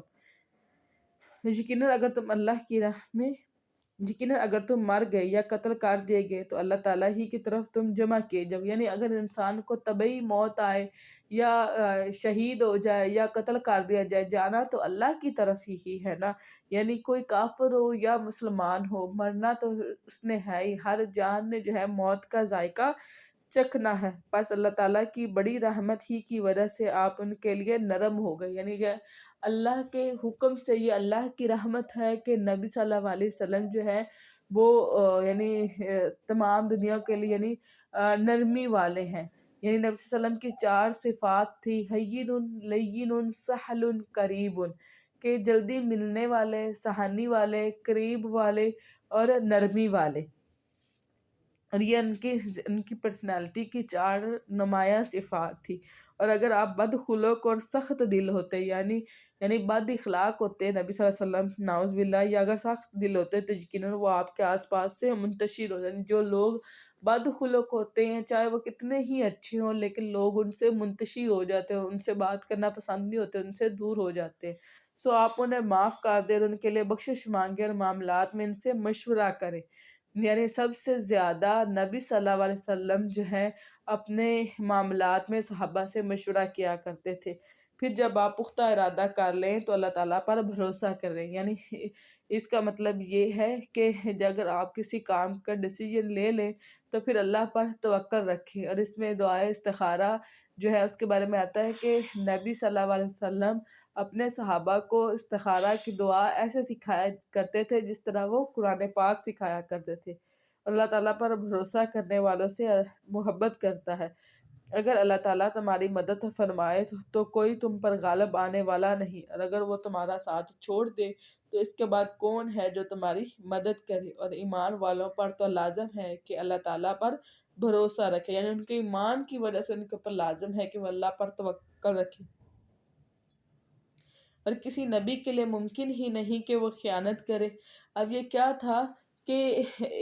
مال غنیمت میں سے ایک سفید چادر تھی، جو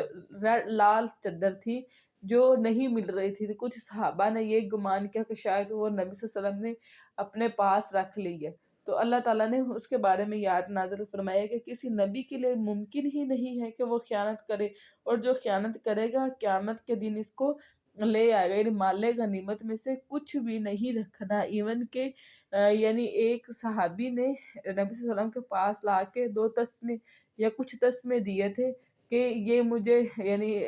جنگ میں ملے تھے تو میں نے رکھ لیے تھے. تو نبی صلی اللہ علیہ وسلم نے فرمایا کہ تم نے اچھا کیا، اگر تم واپس نہ کرتے تو یہ یعنی قیامت والے دن جہنم میں آگ کے تسمے تمہارے بنتے،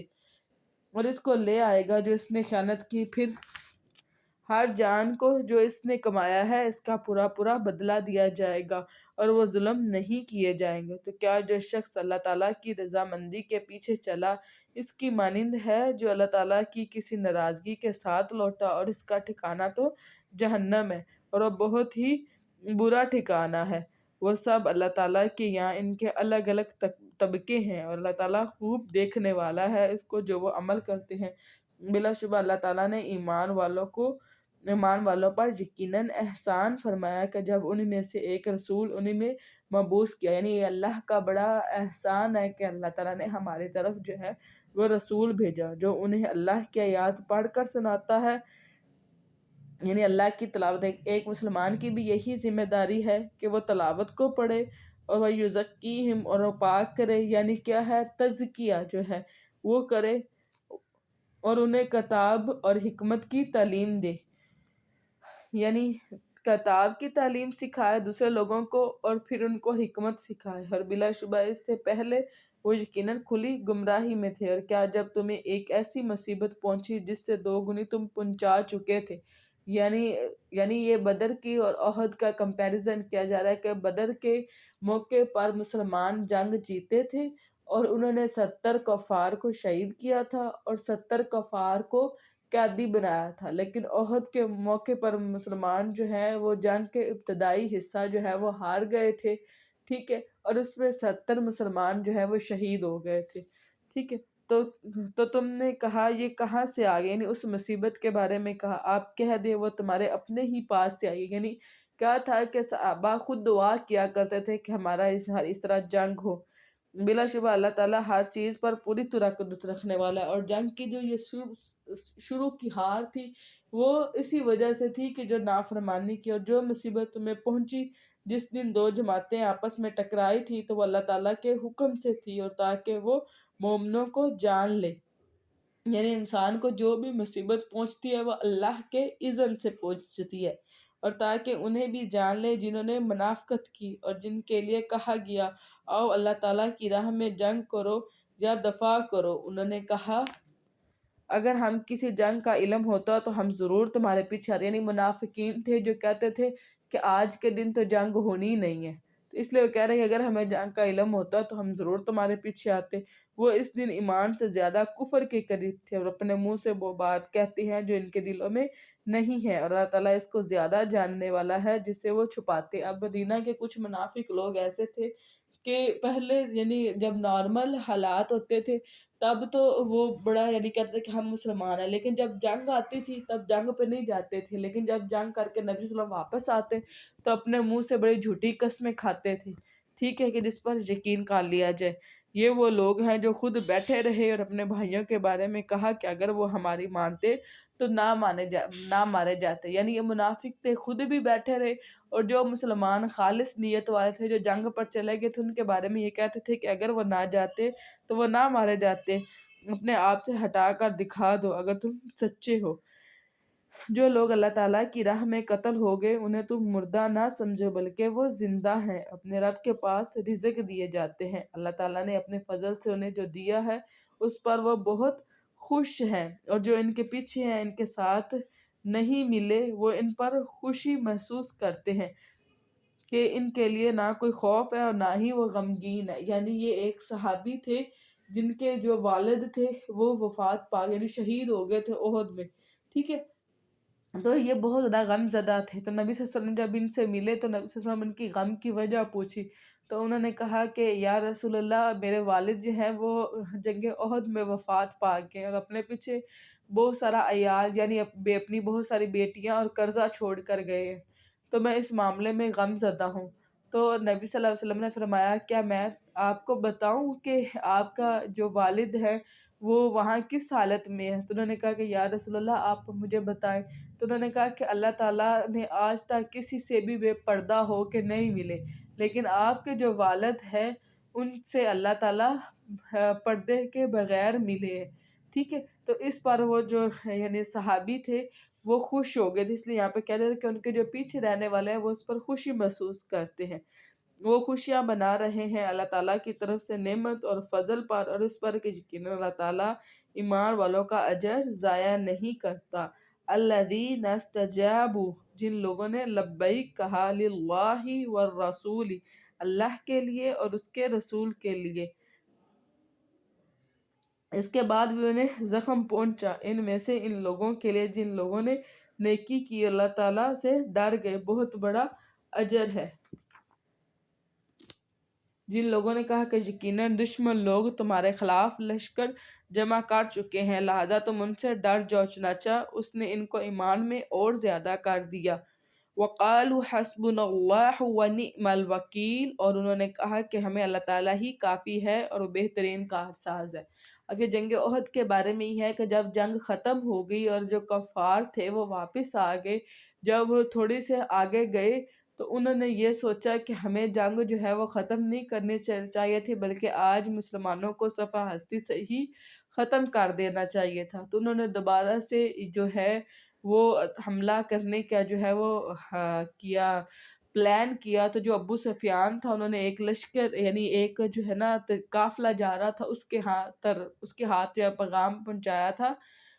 نبی کی طرف کہ ہم اس طرح دوبارہ حملہ کرنے کے لیے آ رہے ہیں۔ تو جب مسلمانوں کو یہ خبر پہنچی تو اس نے ان کے ایمان کو اور بڑھا دیا تھا،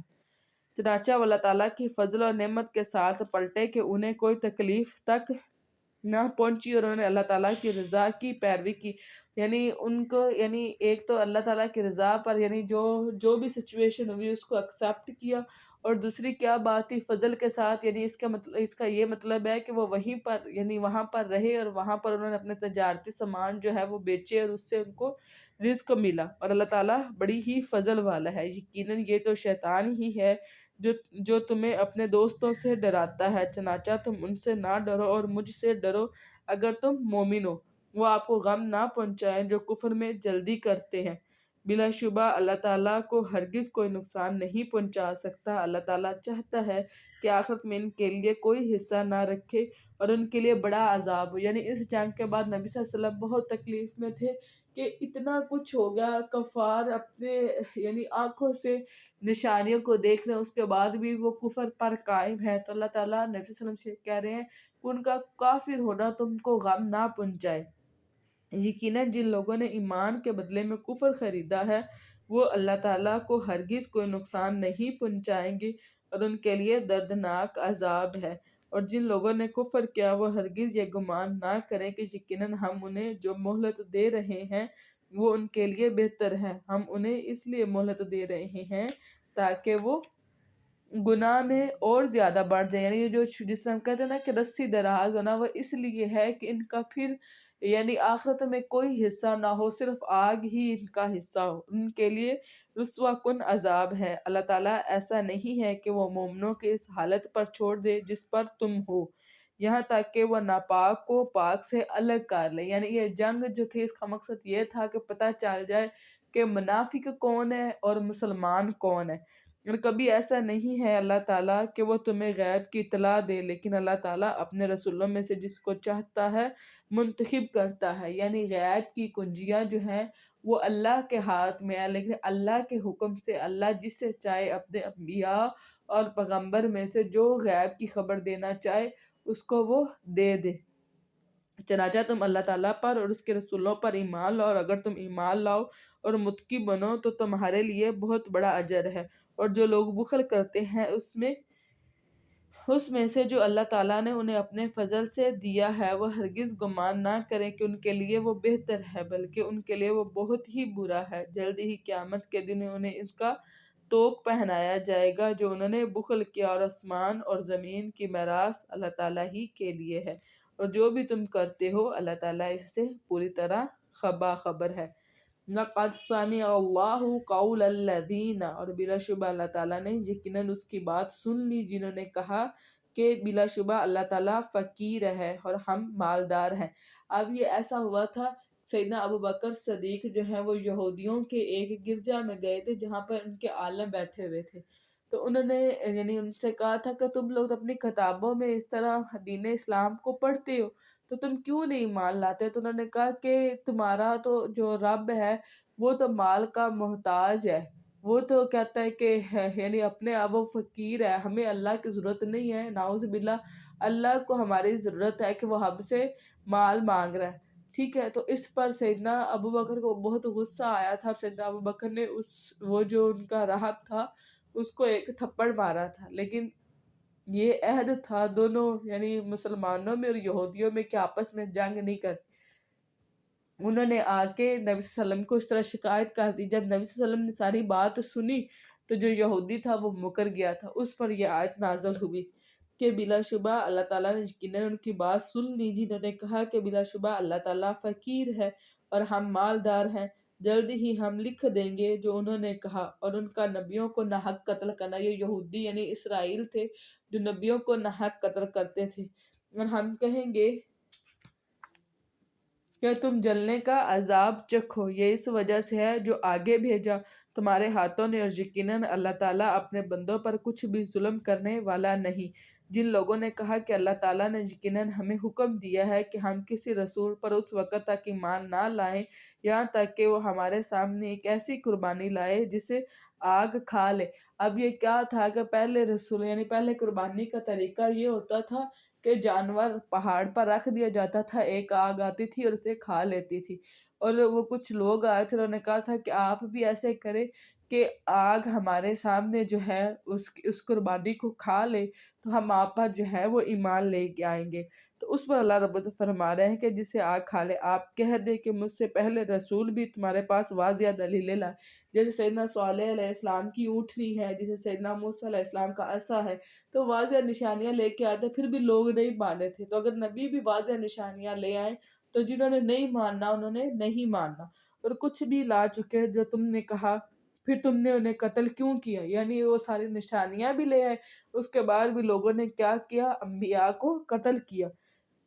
اگر تم واقعتاً ہی سچے تھے، پھر اگر وہ آپ کو جھٹلاتے ہیں تو یقیناً آپ سے پہلے بھی کئی رسول جھٹلائے جا چکے ہیں جو واضح دلیلیں اور صحیفے اور روشن کتاب لائے تھے۔ ہر جاندار موت کو چکھنے والی ہے، اور یقیناً تم قیامت کے دن ہی اپنے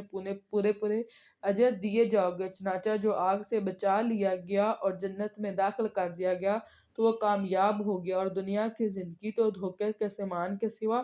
کچھ نہیں۔ یقیناً تم اپنے مالوں اور اپنی جانوں میں ضرور آزمائے جاؤ گے، اور یقیناً تم ان سے ضرور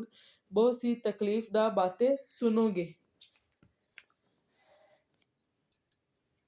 جن کو تم سے پہلے کتاب دی گئی اور ان لوگوں سے بھی جنہوں نے شرک کیا، یعنی اہل کتاب سے بھی ایسی بات سنو گے جس سے تمہیں تکلیف پہنچے گی، اور کفار سے بھی، اور اگر تم صبر کرو اور متقی بنو تو یقیناً یہ بلند حوصلہ کاموں میں سے ہے۔ اور جب اللہ تعالیٰ ان لوگوں سے پختہ عہد لیا جنہیں کتاب دی گئی تھی کہ تم اس کتاب کو لوگوں کے سامنے ضرور بیان کرتے رہو گے اور تم اس کو نہیں چھپاؤ گے، تو انہوں نے اس عہد کو اپنی پشتوں کے پیچھے ڈال دیا، اور اس کے بدلے انہوں نے بہت تھوڑی قیمت لے لی۔ سو کتنا برا ہے جس کو وہ خرید رہے ہیں۔ لا تحسبن الذین یفرحون، آپ ان لوگوں کو ہرگز خیال نہ کرے جو خوش ہوتے ہیں ان کاموں پر جو انہوں نے کیے، اور چاہتے ہیں کہ ان پر بھی ان کی تعریف کی جائے جو انہوں نے نہیں کیے۔ یعنی یہ منافق کے بارے میں جو ہے وہ بتایا جا رہا ہے کہ منافق ایسا ہے کہ وہ چاہتا ہے کہ جو کام اس نے نہیں کیا اس پر بھی اس کی تعریف کی جائے۔ جیسے منافق جو ہیں وہ جنگ پر نہیں جایا کرتے تھے، لیکن وہ کہتے تھے کہ ہماری تعریف، جیسے جنگ کے لوگوں کی تعریف ہوتی تھی کہ یہ اتنی دلیری سے لڑا ہے، یہ اتنی بہادری سے اس نے شہادت جو ہے اس کو قبول کیا ہے، تو وہ چاہتے یہ تھے کہ یہ تعریف بھی ہماری ہو، حالانکہ وہ جنگ پر نہیں گئے۔ چنانچہ آپ انہیں عذاب، ابھی بھی کچھ لوگ ایسے ہیں کہ کام نہیں کیا ہوتا لیکن وہ چربا زبانی جو ہوتی ہے نا وہ ان کی بہت زیادہ ہوتی ہے، اور وہ اس طرح بات کو کرتے ہیں کہ لوگ سمجھتے ہیں کہ شاید سارا کام ہی اس نے کیا، چاہے وہ دین کا ہو یا کوئی بھی۔ تو یہ منافقانہ حرکت ہوتی ہے کہ کوئی کام آپ نے نہ کیا ہو لیکن اس پر آپ چاہ رہے ہو کہ لوگ آپ کی تعریف کریں جو انہوں نے کیا۔ چنانچہ آپ انہیں عذاب سے نکلنے میں ہرگز کامیاب خیال نہ کریں، اور ان کے لیے دردناک عذاب ہے۔ وَلِلَّهِ مُلْكُ السَّمَاوَاتِ وَالْأَرْضِ وَاللَّهُ عَلَىٰ كُلِّ شَيْءٍ قَدِيرٌ۔ یہ جو ہے سورہ آل عمران کا جو ہے وہ آخری رکوع یہاں سے سٹارٹ ہو رہا ہے، ٹھیک ہے۔ نبی صلی اللہ علیہ وسلم جب تہجد کے لیے اٹھا کرتے تھے تو یعنی صبح کے اذکار کی آنکھ کھلنے کے فوراً بعد جو ہے وہ نبی صلی اللہ علیہ وسلم اس پورے رکوع کو جو ہے وہ پڑھا کرتے تھے۔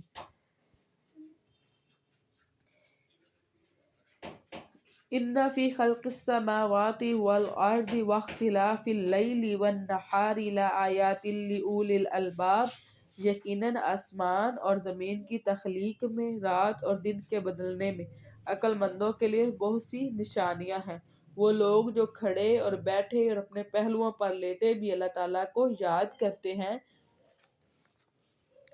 اور آسمان اور زمین کی پیدائش میں غور و فکر کرتے ہیں۔ اے ہمارے رب، یہ جو ہے یہ دعائیں ہیں، ان کو آپ نے انڈر لائن کر لینا ہے۔ ربنا ما خلقت هذا باطلا سبحانک فقنا عذاب النار۔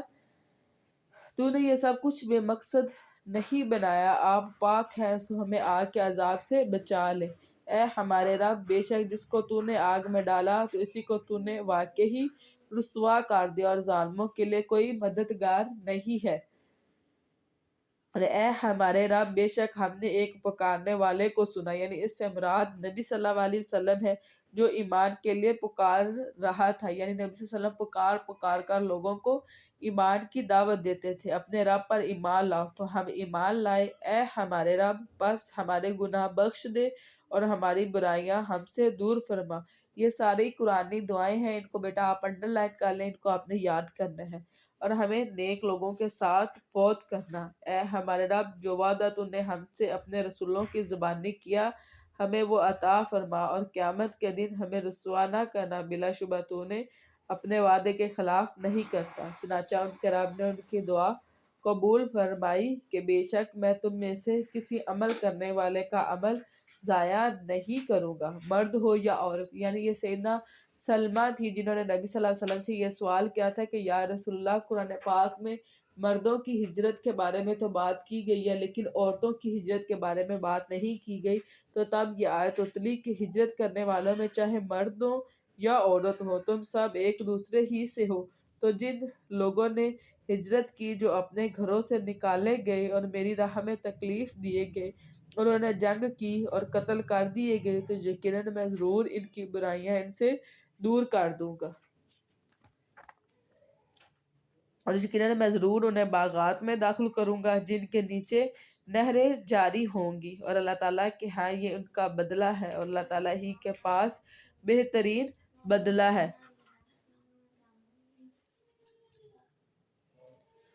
اور جن لوگوں نے کفر کیا، ان کا شہروں میں چلنا پھرنا آپ کو ہرگز دھوکے میں نہ ڈالے، بہت ہی تھوڑا فائدہ ہے، پھر ان کا ٹھکانہ جہنم ہوگا اور وہ بہت ہی برا بچھونا ہے۔ لیکن جو لوگ اپنے رب سے ڈر گئے، ان کے لیے باغات ہیں جن کے نیچے نہریں جاری ہوں گی، اور اس میں وہ ہمیشہ رہنے والے۔ یہ اللہ تعالیٰ کی جانب سے میزبانی ہے، جو اللہ تعالیٰ کے پاس ہے وہ نیک لوگوں کے لیے بہت ہی بہتر ہے۔ وَإِنَّ مِنْ أَهْلِ الْكِتَابِ لَمَن يُؤْمِنُ بِاللَّهِ وَمَا أُنزِلَ إِلَيْكُمْ وَمَا أُنزِلَ إِلَيْهِمْ خَاشِعِينَ لِلَّهِ۔ اور بے شک اہل کتاب میں سے ایسے بھی ہیں جو یقیناً ایمان رکھتے ہیں، یعنی اہل کتاب میں بھی نیک لوگ موجود ہیں، اللہ تعالیٰ پر اور اس چیزوں پر جو تمہاری طرف نازل کی گئی۔ یعنی جیسے کہ کچھ یہودی بھی ایمان لے کر آئے، اور بہت سارے عیسائی بھی جو ہے وہ نبی صلی اللہ علیہ وسلم پر ایمان لے کے آئے، کیونکہ انہوں نے اپنی کتابوں میں نبی صلی اللہ علیہ وسلم کی صفات کو پڑھا ہوا تھا، اور جو ان کی طرف نازل کی گئی وہ اللہ تعالیٰ کے لیے خشوع کرنے والے، اللہ تعالیٰ کے یاد کے بدلے تھوڑی قیمت نہیں خریدتے، یہی لوگ ہیں جن کا اجر ان کے رب کے پاس ہے۔ بلا شبہ اللہ تعالیٰ بہت جلد حساب لینے والا ہے۔ اے لوگوں جو ایمان لائے ہو، صبر کرو اور مقابلے میں جمے رہو اور مورچوں میں ڈٹے رہو، اور اللہ تعالیٰ سے ڈر جاؤ، اللہ تعالیٰ تاکہ تم کامیاب ہو جاؤ۔ الحمدللہ، یہاں پر ہماری سورہ عمران جو ہے وہ ختم ہوتی ہے، اور ہم سورہ نساء کا جو ہے وہ آغاز کرتے ہیں۔ یہ مدنی سورت ہے اور اس میں 176 آیات ہیں اور 24 رکوع ہیں۔ بسم اللہ الرحمن الرحیم۔ یا ایہا الناس اتقوا ربکم الذی خلقکم من نفس واحدہ۔ اے لوگو، اپنے رب سے ڈرو جس نے تمہیں ایک جان سے پیدا کیا اور اس سے اس کی بیوی بنائی، یعنی اس سے مراد سیدنا آدم علیہ السلام ہے، اور ان سے ان کی بیوی یعنی سیدنا حوا کو ان کی بائیں پسلی سے جو ہے ان کی نیند کے وقت جو ہے وہ نکالا، اور اس نے ان دونوں سے بہت سے مرد اور عورتیں پھیلا دی، یعنی جب ان کی آپس میں شادی ہوئی، یعنی ان کا نکاح ہوا، تو اس سے پھر آگے جو سارے ہیں ان کے آف سپرنگ یعنی لوگ جو ہیں وہ پھیل گئے، اور اللہ تعالیٰ سے ڈر کر رہو جس کے واسطے سے تم ایک دوسرے سے سوال کرتے ہو، یعنی اللہ کے حکم سے ایک دوسرے کو سوال کرتے ہو، اور رشتہ داری کو بگاڑنے سے بھی ڈرو، بلا شبہ اللہ تعالیٰ تم پر ہمیشہ سے پورا نگہبان ہے۔ یعنی صلہ رحمی کرو، صلہ رحمی جو ہے وہ عرش کے سائے کے تلے ہے، اور اللہ تعالیٰ نے فرمایا ہے کہ جو اسے کاٹے گا اللہ اسے کاٹ ڈالے گا، اور یتیموں کو ان کے مال دے دو۔ یتیم سے مراد یہ ہے کہ جس کم سنی کی عمر میں جس کا والد جو ہے وہ نہ رہے، اور اگر یتیم جو ہے وہ بلوغت کی حالت کو پہنچ جائے تو یتیمی ختم ہو جاتی ہے۔ اور ناپاک کو پاک سے نہ بدلو، یعنی ایسا نہیں ہے کہ یتیم کا جو ہے وہ اچھا مال لے کے گندا مال جو ہے وہ اس کے حوالے کر دو، اور ان کے مالوں کو اپنے مالوں کے ساتھ ملا کر نہ کھاؤ، یقیناً وہ ہمیشہ سے بہت ہی بڑا گناہ ہے کہ یعنی جلدی جلدی سارا مال یتیم کا کھا جائے۔ اور اگر تم ڈرو کہ یتیموں کے حق میں انصاف نہ کر سکو گے تو دوسری عورتوں میں سے جو تمہیں پسند آئے دو دو اور تین تین اور چار چار کے ساتھ نکاح کر لو۔ یعنی اس سے مراد یہ ہے کہ اگر تمہیں یہ ڈر ہو کہ یہ جو یتیم لڑکی ہے اس کے مال کی وجہ سے اس کے ساتھ نکاح کیا جا رہا ہے، یا یہ ڈر ہو کہ یہ یتیم ہے تو کیا کرے کہ اس کا حق مہر اس کو کم دے دے، یا اس کو حق مہر جو ہے اس سے واپس لے لے، یا اس کو حق مہر دے ہی نہ، تو پھر بہتر یہ ہے کہ اس یتیم لڑکی سے نکاح نہ کرے، بلکہ اس یتیم لڑکی کے علاوہ جو ہے ان سے آپ کر لے، چاہے دو دو کے ساتھ یا تین تین کے ساتھ یا چار چار کے ساتھ۔ سو اگر تمہیں ڈر ہو کہ تم عدل نہ کر سکو گے،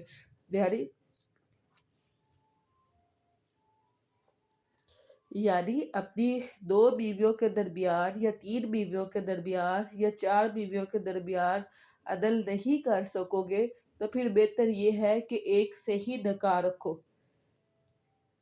یا وہ جن کے تمہارے دائیں ہاتھ بالغ ہو، یعنی اس سے مراد یہ ہے کہ وہ غلام عورت یا لونڈی یعنی جو تمہاری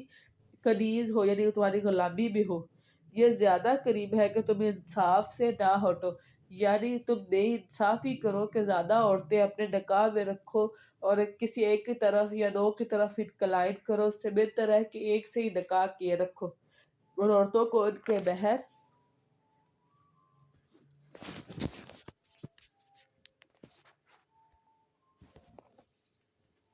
خوش دلی سے ادا کر دیا کرو۔ یعنی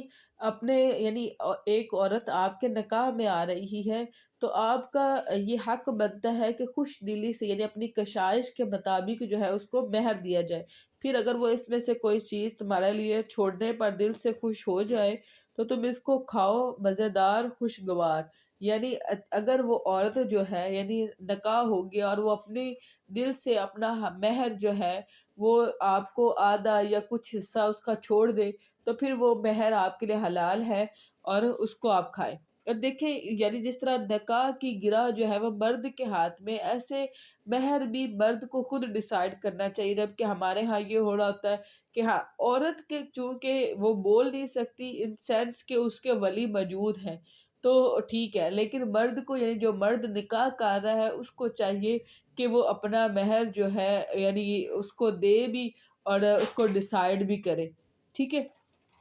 اور ناسمجھو کو اپنے وہ مال نہ دو جسے اللہ تعالیٰ نے تمہارے لیے قائم رہنے کا ذریعہ بنایا۔ یعنی اس سے مراد ہے کہ اگر یتیم جو ہے وہ ابھی کم سنی کی عمر میں ہے تو اس کو ابھی مال نہ دیں، ٹھیک ہے، اور اس کے علاوہ بھی اپنا مال آپ ایسے لوگوں کو نہ دیں جو ابھی اپنی عقل کو قائم رکھے ہوئے نہیں ہے، اور تم انہیں کھلاؤ اور پہناؤ اور ان سے بھلی بات کرو، یعنی ان کے مال میں سے ان کو کھلاتے اور پہلاتے رہے لیکن ابھی ان کا مال ان کے حوالے نہ کرے، اور یتیموں کو جانچتے رہو یہاں تک کہ وہ نکاح کی عمر کو پہنچ جائے۔ یعنی جانچتے رہو سے مراد یہ کہ چیک کرتے رہے کہ ان کا یعنی فائنینشیل مینجمنٹ کیسی ہے، یعنی کسی لڑکے کی کیسی ہے اور کسی لڑکی جو گھر میں یتیم ہے اس کی فائنینشیل مینجمنٹ کیسی ہے، ٹھیک ہے۔ پھر اگر یعنی جب وہ بلوغت کی عمر کو پہنچ جائیں پھر اگر تم ان میں سے سمجھ بوجھ محسوس کرو تو ان کے مال ان کے حوالے کر دو۔ اور اس سے ڈر سے کہ وہ بڑے ہو جائیں گے ان کا مال فضول خرچی سے جلدی کرتے ہوئے نہ کھا جاؤ. یعنی اللہ نے اگر تو کوشائش والے ہیں پھر تو مال نہیں کھانا چاہیے، لیکن اگر جو پال رہا ہے وہ خود بھی غریب ہے تو یتیم کا مال اپنے ساتھ ملا سکتا ہے، لیکن پھر وہ یہ نہ کرے کہ جلدی جلدی یتیم کے بڑے ہونے سے پہلے پہلے جو ہے اس کا مال کھا لے. اور جو مالدار ہے تو لازم ہے کہ وہ بچے، یعنی اس سے مراد ہے کہ مال اپنے ساتھ ملانے سے بچے. اور جو محتاج ہے تو لازم ہے کہ وہ معروف طریقے سے کھائے، یعنی اچھے طریقے سے. چنانچہ جب تم ان کا مال ان کے حوالے کرنے لگو تو ان پر گواہ بنا لو، یعنی اب وہ بلوغت کی حالت کو پہنچ چکے ہیں، اب ان کا مال ان کو واپس کرنا ہے تو اس پر کیا ہے کہ گواہ رکھنے ہیں، اور اللہ تعالیٰ ہی حساب لینے والا کافی ہے. یہ جو ہے نا اب سورہ نساء، اس میں وراثت کے سارے احکام ہے، اور نبی صلی اللہ علیہ وسلم کی اس کے بارے میں حدیث ہے کہ جس نے اس کی 7 آیات کو، یعنی اس کا 7 آیات کا علم سیکھ لیا تو وہ عالم ہے. ٹھیک ہے، تو اس میں یہ بھی ہے کہ ان کے جو وراثت کے احکام ہے نا وہ آپ نے یاد کرنے ہیں. آپ کو پتہ ہونا چاہیے کہ آپ کی وراثت میں آپ کا کیا حصہ بن رہا ہے. ٹھیک ہے، اب یہ وراثت کے حکام جو ہے وہ ہمارے شروع ہو رہے. آپ نے کیا کرنا ہے کہ ابھی کلاس کے بعد جو ہے وہ ایک پیج لینا ہے اور اس کے اوپر سارے حصے لکھنے ہیں کہ کیا سچویشن ہوگی تو کیا حصہ بنے گا. مردوں کے لیے ایک حصہ ہے اس میں سے جو والدین اور قریبی رشتہ دار ترکے میں چھوڑ جائیں، یعنی والدین جو ترکہ چھوڑ جاتے ہیں اس میں مردوں کے لیے حصہ ہے، اور عورتوں کے لیے بھی اس میں ایک حصہ ہے. یعنی عورتوں کا نام اس لیے کیا گیا کہ اسلام سے پہلے عورتوں کو اور بچوں کو جو ہے ترکے میں حصہ نہیں دیا جاتا تھا، لیکن اسلام میں عورتوں کا بھی اور بچوں کا بھی ترکے میں حصہ ہے جو والدین اور قریبی رشتہ دار ترکے میں چھوڑ جائیں. اس میں سے جو تھوڑا یا زیادہ ہو مقرر کیا ہوا ہے. اور جب تقسیم کے وقت قرابت دار اور یتیم اور محتاج آ جائیں تو انہیں بھی اس مال میں سے کچھ دو اور ان سے بھلی بات کرو. یعنی کچھ لوگ کہتے ہیں کہ یہ آیت جو ہے وہ دوسری آیات کو منسوخ کرتی ہے. یعنی اس سے مطلب یہ ہے کہ جب تقسیم ہو رہی ہو وراثت تو کوئی دوسرے یعنی ضرورت مند جیسے مسکین ہے یا یتیم ہے یا کوئی دور کا رشتہ دار ہے وہ آ گیا تو ان سے بھلی بات کرو. یعنی بھلی بات سے مراد یہ ہے کہ ان سے یہ کہیں کہ دیکھیں آپ کا وراثت میں حصہ نہیں ہے، یا تو انہیں کچھ دے دیں یا پھر کوئی بھلی بات کریں. یعنی ان کو کوئی گالم گلوچ یا کچھ اس طرح نہ کریں بلکہ اچھے الفاظ سے کہیں کہ دیکھیں آپ کا وراثت میں حصہ نہیں بنتا اس لیے ہم آپ کو کچھ دے نہیں سکتے. ٹھیک ہے،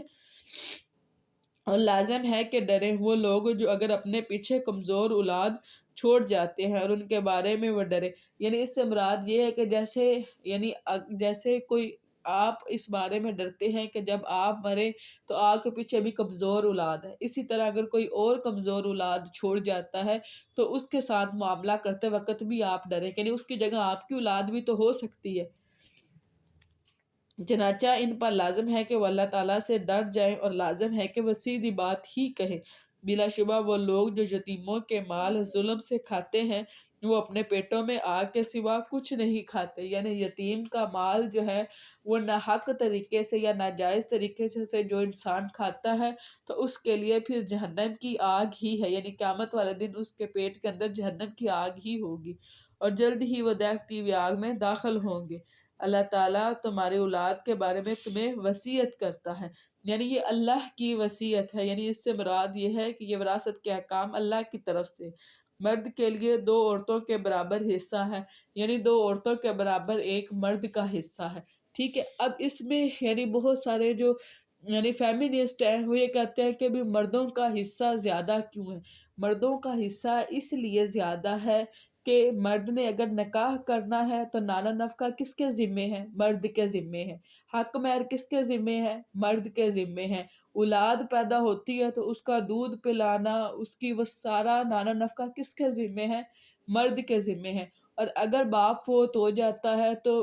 ماں کی ذمہ داری کس کے ذمے ہے؟ مرد کے ذمے ہے. اور اگر یعنی بہنیں اس طرح یعنی کنواری ہیں یا بیوہ ہیں تو وہ کس کے ذمے ہے؟ وہ بھی مرد کے ذمے ہے. تو اس طرح اس کی ذمہ داری جو ہے وہ ساری کی ساری مرد کی ہے، فائنانس کی. عورت پر فائنانس کا 1 روپے بھی نہیں ہے۔ عورت جس بھی حالت میں ہو، اگر کنواری بھی ہے تو باپ کی ذمہ داری ہے، نکاح میں ہے تو شوہر کی ذمہ داری ہے، بیوہ ہے تو واپس جا کے اپنے والد کی ذمہ داری، اور اگر والد نہیں ہے تو پھر بھائی کی ذمہ داری ہے۔ کسی بھی حالت میں اسلام نے عورت کے اوپر فائنانس کا 1 روپی بھی جو ہے اس کی ذمہ داری نہیں ڈالی، ٹھیک ہے۔ یہ جو ہے اس کی پرسنل لگژری ہے جو اللہ تعالیٰ نے اس کو عطا کی ہے، الحمدللہ رب العالمین۔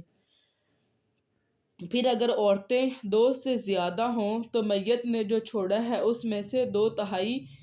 ان کے لیے حصہ ہے، یعنی اگر تو یعنی ایک عورت ہے تو پھر یعنی اگر مرد ہے تو 2 حصے، اور اگر یعنی ایک حصہ، یعنی مرد کے لیے 2 عورتوں کے برابر حصہ ہے، ٹھیک ہے، اور عورت کے لیے اس سے نصف ہے۔ لیکن اگر عورتیں زیادہ ہیں تو جتنی تعداد ہوگی کل تعداد میں سے 2/3 ان کو دیا جائے گا، اور اگر وہ اکیلی ہو یعنی صرف ایک ہی بیٹی ہی ہے تو آدھا ترکہ اس کے لیے ہوگا، یعنی باپ کا جتنا ترکہ ہے اس میں آدھا جو ہے وہ کس کو ہوگا، وہ بیٹی کا ہوگا، اور میت کے ماں باپ میں سے ہر ایک کے لیے چھٹا حصہ ہے، یعنی جو مرنے والا ہے اس کے جو ماں باپ ہوں گے ہر ایک کو چھٹا حصہ دیا جائے گا، اور اس میں سے جو اس نے چھوڑا ہے اگر اس کی اولاد ہو، یعنی مرنے والا جو ہے ماں باپ کے علاوہ اگر مرنے والے کی اولاد بھی ہے تو پھر اگر اس کے لیے کوئی اولاد نہ ہو، یعنی اگر اولاد ہو تو ماں باپ کے لیے چھٹا حصہ ہے، اور اگر اولاد نہ ہو اور اس کے والدین اس کے وارث اس کے والدین ہو، یعنی اولاد نہیں ہے صرف والدین ہی وارث ہیں، تو اس کی ماں کے لیے 1/3 حصہ ہے۔ پھر اگر اس کے بہن بھائی ہوں یعنی مرنے والے کے بہن بھائی ہوں تو اس کی ماں کے لیے چھٹا حصہ ہے۔ اس وصیت کے بعد جو وہ کر جائے، یعنی جو وصیت کا ہم نے پہلے احکام پڑھے تھے نا کہ وصیت کرنی چاہیے، وہ اپنے کل مال کی 1/3 حصہ جو ہے اس کی وصیت کی جا سکتی ہے۔ تو سب سے پہلے جو کتنا مال ہے اس کا قرض ادا کیا جائے گا، اس کے بعد جو وصیت ہے اس پر عمل کیا جائے گا، اس کے بعد جو مال بچے گا اس کی اس تقسیم کے مطابق جو ہے وہ تقسیم کی جائے گی۔ یا قرض کے بعد تمہارے باپ ہوں یا تمہارے بیٹے ہوں، تم نہیں جانتے کہ ان میں سے نفع پہنچانے میں تمہارے زیادہ قریب کون ہے، یعنی بعض اوقات کیا ہوتا ہے کہ جب لوگ وصیت کرتے ہیں تو کچھ رشتوں کو زیادہ محبوب رکھ لیتے ہیں، ٹھیک ہے، ان کو زیادہ وصیت کرتے ہیں، یعنی اللہ تعالیٰ فرما رہا ہے کہ تقسیم اس کے مطابق ہونی چاہیے کہ جو میں نے آپ کو تقسیم دی ہے، تم لوگ یہ نہیں جانتے کہ تمہارے باپ یا تمہارے بیٹے تمہارے ساتھ بعد میں کس طرح کا ریلیشن جو ہے وہ بنا سکتے ہیں، ٹھیک ہے، یعنی یہ تو ایک وقت میں ایک رشتہ جو ہے وہ بڑا محبوب ہوتا ہے، لیکن دوسرے وقت میں جا کے وہ کیا ہوتا ہے کہ کوئی جھگڑا ہوا، کوئی انسیڈنٹ ہوا تو وہ رشتہ بہت دور ہو جاتا ہے۔ اس لیے ہمیشہ جائیداد کی تقسیم ویسے کرنی چاہیے کہ جیسے اللہ کا حکم ہے، یہ اللہ تعالیٰ کی طرف سے مقرر کیا ہوا ہے، یقیناً اللہ تعالیٰ ہمیشہ سے سب کچھ جاننے والا اور کمال حکمت والا ہے۔ اور جو تمہاری بیویاں چھوڑ جائیں اس میں تمہارا آدھا حصہ ہے، یعنی یہ ہے کہ اگر بیوی وفات پا جائے تو اس کی جو جائیداد ہوگی اس کی کل جائیداد میں سے آدھا حصہ جو ہے وہ شوہر کو دیا جائے گا، اگر ان کے لیے کوئی اولاد نہ ہو، یعنی بیوی کی کوئی اولاد نہیں ہے، ٹھیک ہے۔ پھر اگر ان کے لیے اولاد ہو، یا اگر دوسری سچویشن یہ ہے کہ بیوی کی اولاد ہو تو تمہارے لیے اس میں چوتھائی حصہ، یعنی شوہر کو پھر نصف نہیں دیا جائے گا، پھر شوہر کو چوتھائی حصہ دیا جائے گا جو انہوں نے چھوڑا ہے اس وصیت کے بعد، جو وہ کاٹ جائے یا قرض کی ادائیگی کے بعد، یعنی اس کے ذمے جو قرض ہے وہ اور جو وصیت ہے وہ کرنے کے بعد پھر شوہر کو یہ حصہ ملے گا، اور ان کے لیے چوتھائی حصہ ہے اس میں سے جو تم نے چھوڑا ہے، یعنی اب مرد کی بات کی جا رہی ہے، اگر تمہاری کوئی اولاد نہ ہو، یعنی اگر مرد جو ہے وہ وفات پا رہا ہے اور مرد میں سے کوئی اولاد نہیں ہے تو جو عورت ہے اس کو چوتھائی حصہ دیا جائے گا۔ پھر اگر تمہارے لیے کوئی اولاد ہو یعنی اس میں سے کوئی اولاد ہے تو اس میں سے ان کے لیے 8واں حصہ، یعنی عورت کے لیے پھر جو ہے 8واں حصہ ہے جو تم نے چھوڑا اس وصیت کے بعد، جو تم کٹ جاؤ یا قرض کی ادائیگی کے بعد، اور اگر کوئی مرد جس کا ورثہ لیا جا رہا ہے ایسا ہے جس کے نہ باپ ہیں، یہ اس کا رول ہے ایک کلالہ کا، یعنی کلالہ ایک ایسے مرد کو کہتے ہیں کہ جس کی کوئی اولاد بھی نہ ہو اور جس کے پیچھے ماں باپ بھی نہ ہو، وہ چاہے مرد ہو چاہے وہ عورت ہو، اس کے بارے میں یہ احکام ہے۔ ایسا ہے کہ جس کے نہ ماں باپ ہو اور نہ اولاد ہو، یا وہ کوئی عورت ہو، یعنی کلالہ والی عورت بھی ہو سکتی ہے، کلالہ مرد بھی ہو سکتا ہے، اور اس کے لیے ایک بھائی یا ایک بہن ہو۔ اب رشتہ داروں میں اس کا صرف ایک بھائی ہے یا ایک بہن ہے ہو تو دونوں میں سے ہر ایک کے لیے چھٹا حصہ ہے، تو اس کے بہن بھائیوں کو چھٹا حصہ دیا جائے گا۔ پھر اگر وہ بہن بھائی اس سے زیادہ ہو، یعنی ایک ایک نہیں ہے، ایک سے زیادہ ہیں، تو وہ سب ایک تہائی میں شریک ہوں گے، یعنی کل جائیداد کا جو ایک تہائی حصہ ہوگا اس میں وہ سب بہن بھائی جو ہے وہ شریک ہوں گے۔ وصیت کے بعد جو کی جائے یا قرض کی ادائیگی کے بعد، بشرطیہ کہ کسی کا نقصان نہ کیا گیا ہو۔ ٹھیک ہے، اللہ تعالیٰ کی طرف سے وصیت ہے، اور اللہ تعالیٰ سب کچھ جاننے والا نہایت بردبار ہے۔ تلک حدود اللہ، یہ اللہ تعالیٰ کی حدود ہے، یعنی یہ اللہ کی حدیں ہیں، اس کو پار نہیں کرنا۔ یعنی جو وراثت ملی ہے، یعنی وراثت کی جو اللہ نے تقسیم کی ہے، اس کو پار نہیں کرنا۔ اور جو اللہ تعالیٰ اور اس کے رسول کی فرما برداری کرے گا وہ اسے جنتوں میں داخل کرے گا، جس کے نیچے سے نہریں جاری ہوں گی، ان میں وہ ہمیشہ رہنے والے ہیں، اور یہ بہت بڑی کامیابی ہے۔ اور جو اللہ تعالیٰ اور اس کے رسول کی نافرمانی کرے گا اور اس کی حدوں سے نکل جائے گا، اللہ تعالیٰ اس کو آگ میں داخل کرے گا جس میں وہ ہمیشہ رہنے والے ہیں، اور اس کے لیے رسوا کن عذاب ہے۔ اور تمہاری عورتوں میں جو بدکاری کرے، اب یہ جو فاحشہ کا لفظ استعمال ہوا ہے، اور یہ اس سے مراد بدکاری سے مراد یعنی زنا کا ہے، کہ تمہاری عورتوں میں سے جو زنا کرے ان پر اپنوں میں سے 4 مردوں کی گواہی لے لو، چونکہ زنا کی جو سزا ہے وہ بہت سخت ہے، اس لیے اس کی جو شرائط ہے وہ بھی سخت ہے۔ اس لیے یہاں پر کہا جا رہا ہے کہ جو عورت اس کے بارے میں یہ کلیم کیا جائے کہ اس نے زنا کیا ہے، تو کلیم کرنے والے کو چاہیے کہ اب اس پر 4 اس طرح کے مرد جو ہیں وہ گواہ لے کے آئیں، کہ جو باقاعدہ طور پر بتائیں کہ وہ جگہ کیا تھی، شخص کون سا تھا، یعنی سارے جو سچویشن ہے اس کو وہ پورا ایکسپلین کریں گے اور گواہی دیں گے۔ ٹھیک ہے، پھر اگر وہ گواہی دے دیں تو انہیں گھروں میں بند رکھو، یعنی اسلام کے شروع میں جو زنا کی سزا تھی وہ نظر بند کی بھی تھی، یعنی قید کی تھی۔ ٹھیک ہے، یہاں تک کہ انہیں موت اٹھا لے، یعنی یا تو ان کی موت تک تا عمر، جیسے عمر قید ہوتی ہے نا، کہ موت اٹھا لے، یا اللہ ان کے لیے کوئی راستہ نکال دے، یا اللہ ان کے لیے کوئی سبب بنا دے۔ ٹھیک ہے، اور تم میں سے جو بھی 2 افراد بدکاری کریں، یعنی اس سے مراد جو ہے وہ فعل قوم لوط ہے، یعنی 2 عورتیں ہوں وہ آپس میں اس طرح کوئی گناہ کا کام کریں، یا 2 مرد ہوں، اور اس میں چاہے 2 عورتیں بغیر نکاح کی ہوں یا نکاح والی ہوں، اور مرد بھی بغیر نکاح کی ہوں یا نکاح والے ہوں، ان دونوں کو سزا دو، یعنی ان کی سزا یہ ہے کہ جو کرنے والا یعنی فاعل اور مفعول دونوں جو ہیں وہ واجب القتل ہے، کہ دونوں کو قتل کیا جائے گا۔ ٹھیک ہے، پھر اگر وہ دونوں توبہ کر لیں، یعنی اگر وہ توبہ کر لیں اور اصلاح کر لیں تو ان سے درگزر کرو، یعنی اگر اپنے گناہ کی انہوں نے توبہ کر لی ہے تو پھر ان کے ساتھ درگزر کیا جائے گا، اور یقیناً اللہ تعالیٰ ہمیشہ سے بے حد توبہ قبول کرنے والا نہایت رحم والا ہے۔ اور اللہ تعالیٰ پر توبہ کا قبول کرنا صرف انہی کے لیے ہے جو ندانی سے برائی کرتے ہیں، یعنی ندامت ہی توبہ ہے۔ یہ نبی کی حدیث ہے کہ جنہوں نے گناہ کیا اب وہ یعنی اس پر ندامت یعنی ہے کہ انہوں نے گناہ کیوں کیا، تو اللہ تعالیٰ ایسے لوگوں کی توبہ جو ہے وہ قبول کرتا ہے، پھر جلد ہی اس سے توبہ کرتے ہیں، تو یہی لوگ ہیں جن پر اللہ تعالیٰ مہربان ہوتا ہے، اور اللہ تعالیٰ ہمیشہ ہی سے سب کچھ جاننے والا اور کمال حکمت والا ہے۔ اور توبہ ایسے لوگوں کے لیے نہیں ہے جو برے کام کرتے جاتے ہیں، حتیٰ کہ جب ان میں سے کسی کے پاس موت آ جاتی ہے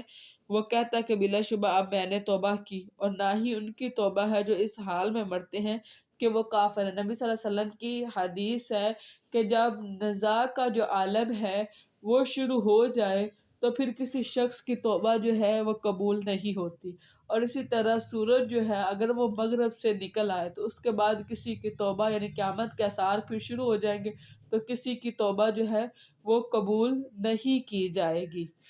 تو اسی طرح کہا جا رہا ہے کہ اگر وہ یعنی موت کا جو پردہ ہے وہ چاک ہو گیا اور اب اس کو موت آ رہی ہے تو اب اس کی توبہ جو ہے وہ ایکسیپٹ نہیں کی جا سکتی. اور اسی طرح جب عذاب کے آثار شروع ہو جائے تو پھر بھی توبہ جو ہے وہ قبول نہیں کی جا سکتی. جو اس حال میں مرتے ہیں کہ وہ کافر ہوں، یہی لوگ ہیں جن کے لیے ہم نے بہت دردناک عذاب تیار کر رکھا ہے. یعنی جو کافر کفر کی حالت میں مر گیا تو پھر اس کی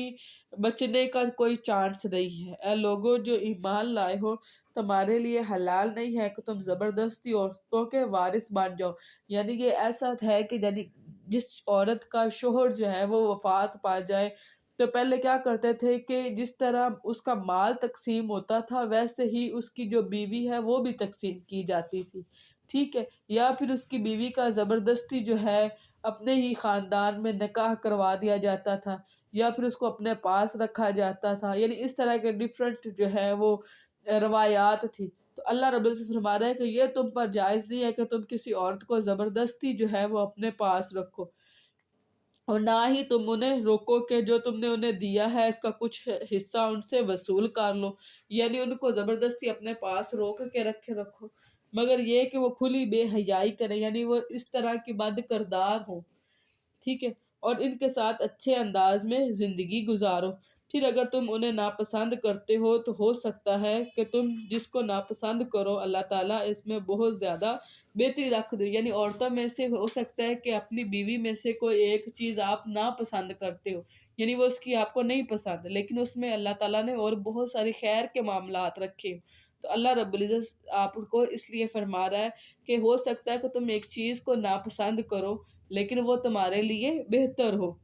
اور اگر تم ایک بیوی کی جگہ دوسری بیوی بدلنے کا ارادہ کر لو اور تم نے ان میں سے ایک کو خزانہ تک دے دیا ہو تو بھی اس میں سے کچھ واپس نہ لو. یعنی یہ بتایا جا رہا ہے کہ جیسے حق مہر کی رقم جو تھی وہ آپ نے دے دی، اس کے بعد اب آپ کا نکاح ہو چکا ہے، آپ نے کچھ عرصہ اس کے ساتھ گزارا یا زندگی کا ایک اچھا وقت جو ہے وہ اس کے ساتھ گزارا ہے، اور اس میں آپ نے اس کو بہت سارے گفٹس اور خزانے تک جو ہے وہ آپ نے اس کو دے دیے. لیکن اب اگر آپ اس کو ڈائیورس دے کے دوسری بیوی لانا چاہ رہے ہیں تو یہ بڑی قبیح اور غلط اور گندی بات ہے کہ اس سے وہ سارا مال واپس مانگو. نہیں، اب آپ اس کو دے چکے. وہ اس عورت نے بھی تو اپنا آپ کے حوالے کیا، یعنی آپ ایک اچھا وقت اس کے ساتھ اور وہ عورت آپ کے ساتھ گزار چکی ہوئی ہے، یعنی کہ آپ کا جو وہ پردہ تھا وہ ختم ہو چکا ہوا ہے. ٹھیک ہے، تو اب جو ہے یہ یعنی یہ اچھی بات نہیں ہے کہ وہ مال آپ اس سے واپس لیں. کیا تم اس پر بہتان لگا کر کھلا گناہ کر کے واپس لو گے؟ یعنی یہ ایک طریقہ ہے کہ عورتوں کے اوپر بد کرداری کا یا اس طرح کا الزام لگا کے ڈائیورس دے دو اور اس سے سارا مال چھین لو. تو یہ یعنی خاندانی لوگ یہ حرکت نہیں کرتے. اور تم وہ کیسے لے سکتے ہو اللہ تعالیٰ کہ تم خاندانی سے بھی زیادہ بہترین جو ٹرم ہوگی کہ دیندار لوگ یہ حرکت نہیں کرتے. اللہ مجھے معاف کرے، میں نے غلط ٹرم بولی. اور تم وہ کیسے لے سکتے ہو حالانکہ تم ایک دوسرے سے صحبت کر چکے. کہ وہی بات، یعنی تم لوگوں کا آپس کا پردہ جو ہے وہ ختم ہو چکا ہوا ہے، اور یعنی صحبت کر چکے ہوئے اس کے باوجود بھی اس سے وہ چیزیں واپس لیتے ہو، اور وہ تم سے مضبوط عہد بھی لے چکی ہے. اور جن عورتوں سے یعنی نکاح کیا نا اس نے آپ سے، اور جن عورتوں سے تمہارے باپ نکاح کر چکے ہوں ان سے نکاح نہ کرو. یعنی اس سے مراد یہ ہے کہ اگر باپ نے سیکنڈ میرج کی ہے تو اب اس عورت سے تم نکاح نہیں کر سکتے، مگر جو پہلے ہو چکا ہے. یعنی پہلے اس چیز کی اجازت تھی کہ جو اسٹیپ مدر ہے اس کے ساتھ بیٹا نکاح کر سکتا ہے. یقیناً وہ ہمیشہ سے بے حیائی اور سخت ناراضگی کی بات ہے اور بہت ہی برا راستہ ہے. تم پر حرام کی گئی ہیں تمہاری مائیں. اب یہ حرمت کے جو یعنی رشتے ہیں، اور یہی رشتے یعنی جس سے آپ کا نکاح نہیں ہو سکتا اسی سے ہی آپ کا پردہ ہے. ٹھیک ہے، تو اس کو آپ انڈر لائن کر لیں تاکہ آپ کا کنسیپٹ جو ہے وہ کلیئر ہو جائے کہ تم پر حرام کی گئی ہیں تمہاری مائیں، یعنی وہ مائیں یعنی جن کے تم حقیقی بیٹے ہو، اور تمہاری بیٹیاں اور تمہاری بہنیں اور تمہاری پھوپھیاں اور تمہاری خالائیں اور بھائی کی بیٹیاں یعنی بھتیجیاں اور بہن کی بیٹیاں یعنی بھانجیاں، اور تمہاری وہ مائیں جنہوں نے تمہیں دودھ پلایا. یعنی رضاعت سے بھی جو ہے وہ ذات کے سارے رشتے بھی حرام رشتوں میں پھر آ جاتے ہیں، ٹھیک ہے۔ تو یعنی جس نے گود لے کے دودھ پلایا ہے، رضاعت دی ہے، تو وہ بھی اب تمہارے لیے حرام ہے۔ اور رضاعت میں تمہاری بہنیں یعنی رضائی بہنیں کہ جس عورت نے آپ کو لے کر دودھ پلایا ہے، ٹھیک ہے، اب اس کی دوسری بیٹیاں بھی ہیں تو وہ بھی تمہاری ایسی ہی بہنیں ہیں جیسی تمہاری سکی بہنیں، یعنی اب وہ رضاعت کے جو رشتے ہیں وہ سارے ویسے رشتے ہوں گے جیسے آپ کے حقیقی ہیں، یعنی وہاں کے جو چچا ہیں وہ آپ کے حقیقی چچاؤں کی طرح ہیں، ٹھیک ہے۔ تو اس پر ان کے لیے نقاب یا اس طرح پردہ نہیں ہوگا، ٹھیک ہے۔ اور تمہاری بیویوں کی مائیں یعنی اس سے مراد ساس ہے، یعنی لڑکے کے لیے کہا جا رہا ہے کہ یعنی اس کی جو ساس ہوگی یعنی اس کی بیوی کی ماں جو ہے، اور تمہاری گود میں پرورش پانے والی وہ لڑکیاں جو تمہاری ان بیویوں سے ہیں جن سے تم صحبت کاٹ چکے ہو، یعنی ایک بیوی سے آپ نے نکاح کیا ہے اور اس کی آلریڈی جو ہے وہ ایک بیٹی ہے، ٹھیک ہے، تو وہ بیٹی حلال نہیں ہے آپ کے لیے۔ اور آپ یہ دیکھیں کہ ہماری سوسائٹی کا سب سے زیادہ کرمنل پارٹ جو ہے وہ یہی ہے کہ جب ایک عورت کسی دوسرے مرد سے نکاح صرف اس وجہ سے نہیں کر سکتی کہ میری بیٹی ہے، کیونکہ کل کو اس بیٹی نے بڑا ہونا ہے، میں نے بوڑھا ہونا ہے، اور میرے سٹیپ جو ہسبینڈ ہوں گے وہ اس کے اوپر یعنی اس طرح کی غلیظ نظر رکھیں گے، وہ اللہ تعالیٰ نے اس کو حرام قرار کی ہے۔ پھر اگر تم نے ان سے صحبت نہیں کی تو تم پر کوئی گناہ نہیں، ہاں اگر نکاح ہوا لیکن ابھی یعنی وہ پردہ نہیں یعنی گرایا گیا، تو پھر کیا ہے کہ پھر اگر یعنی وہ ڈیورس ہو گیا اور پھر اس کی بیٹی ہے اور اس کے ساتھ آپ نکاح کرتے ہیں تو وہ آپ کے لیے جائز ہے، ٹھیک ہے۔ اور تمہاری ان بیٹوں کی بیویاں جو تمہارے صلب سے ہیں، یعنی وہ حقیقی بیٹے یعنی جو تمہارے نطفے سے تمہارے بیٹے ہیں، صلب سے برات یہ ہے، ٹھیک ہے، کہ تمہارے حقیقی بیٹے یعنی جو تمہاری سکی بہو ہیں ان سے آپ نکاح نہیں کر سکتے۔ اور یہ کہ تم اکٹھا کرو دو بہنوں کو، یعنی دو بہنوں کو اکٹھا نکاح میں نہیں لے سکتے مگر جو پہلے ہو چکا ہے، یقیناً اللہ تعالیٰ بے حد بخشنے والا نہایت رحم والا ہے۔ یہاں پہ الحمدللہ ہمارا سپارہ مکمل ہوتا ہے۔ وَمَا عَلَيْنَا إِلَّا الْبَلَاغُ الْمُبِينُ۔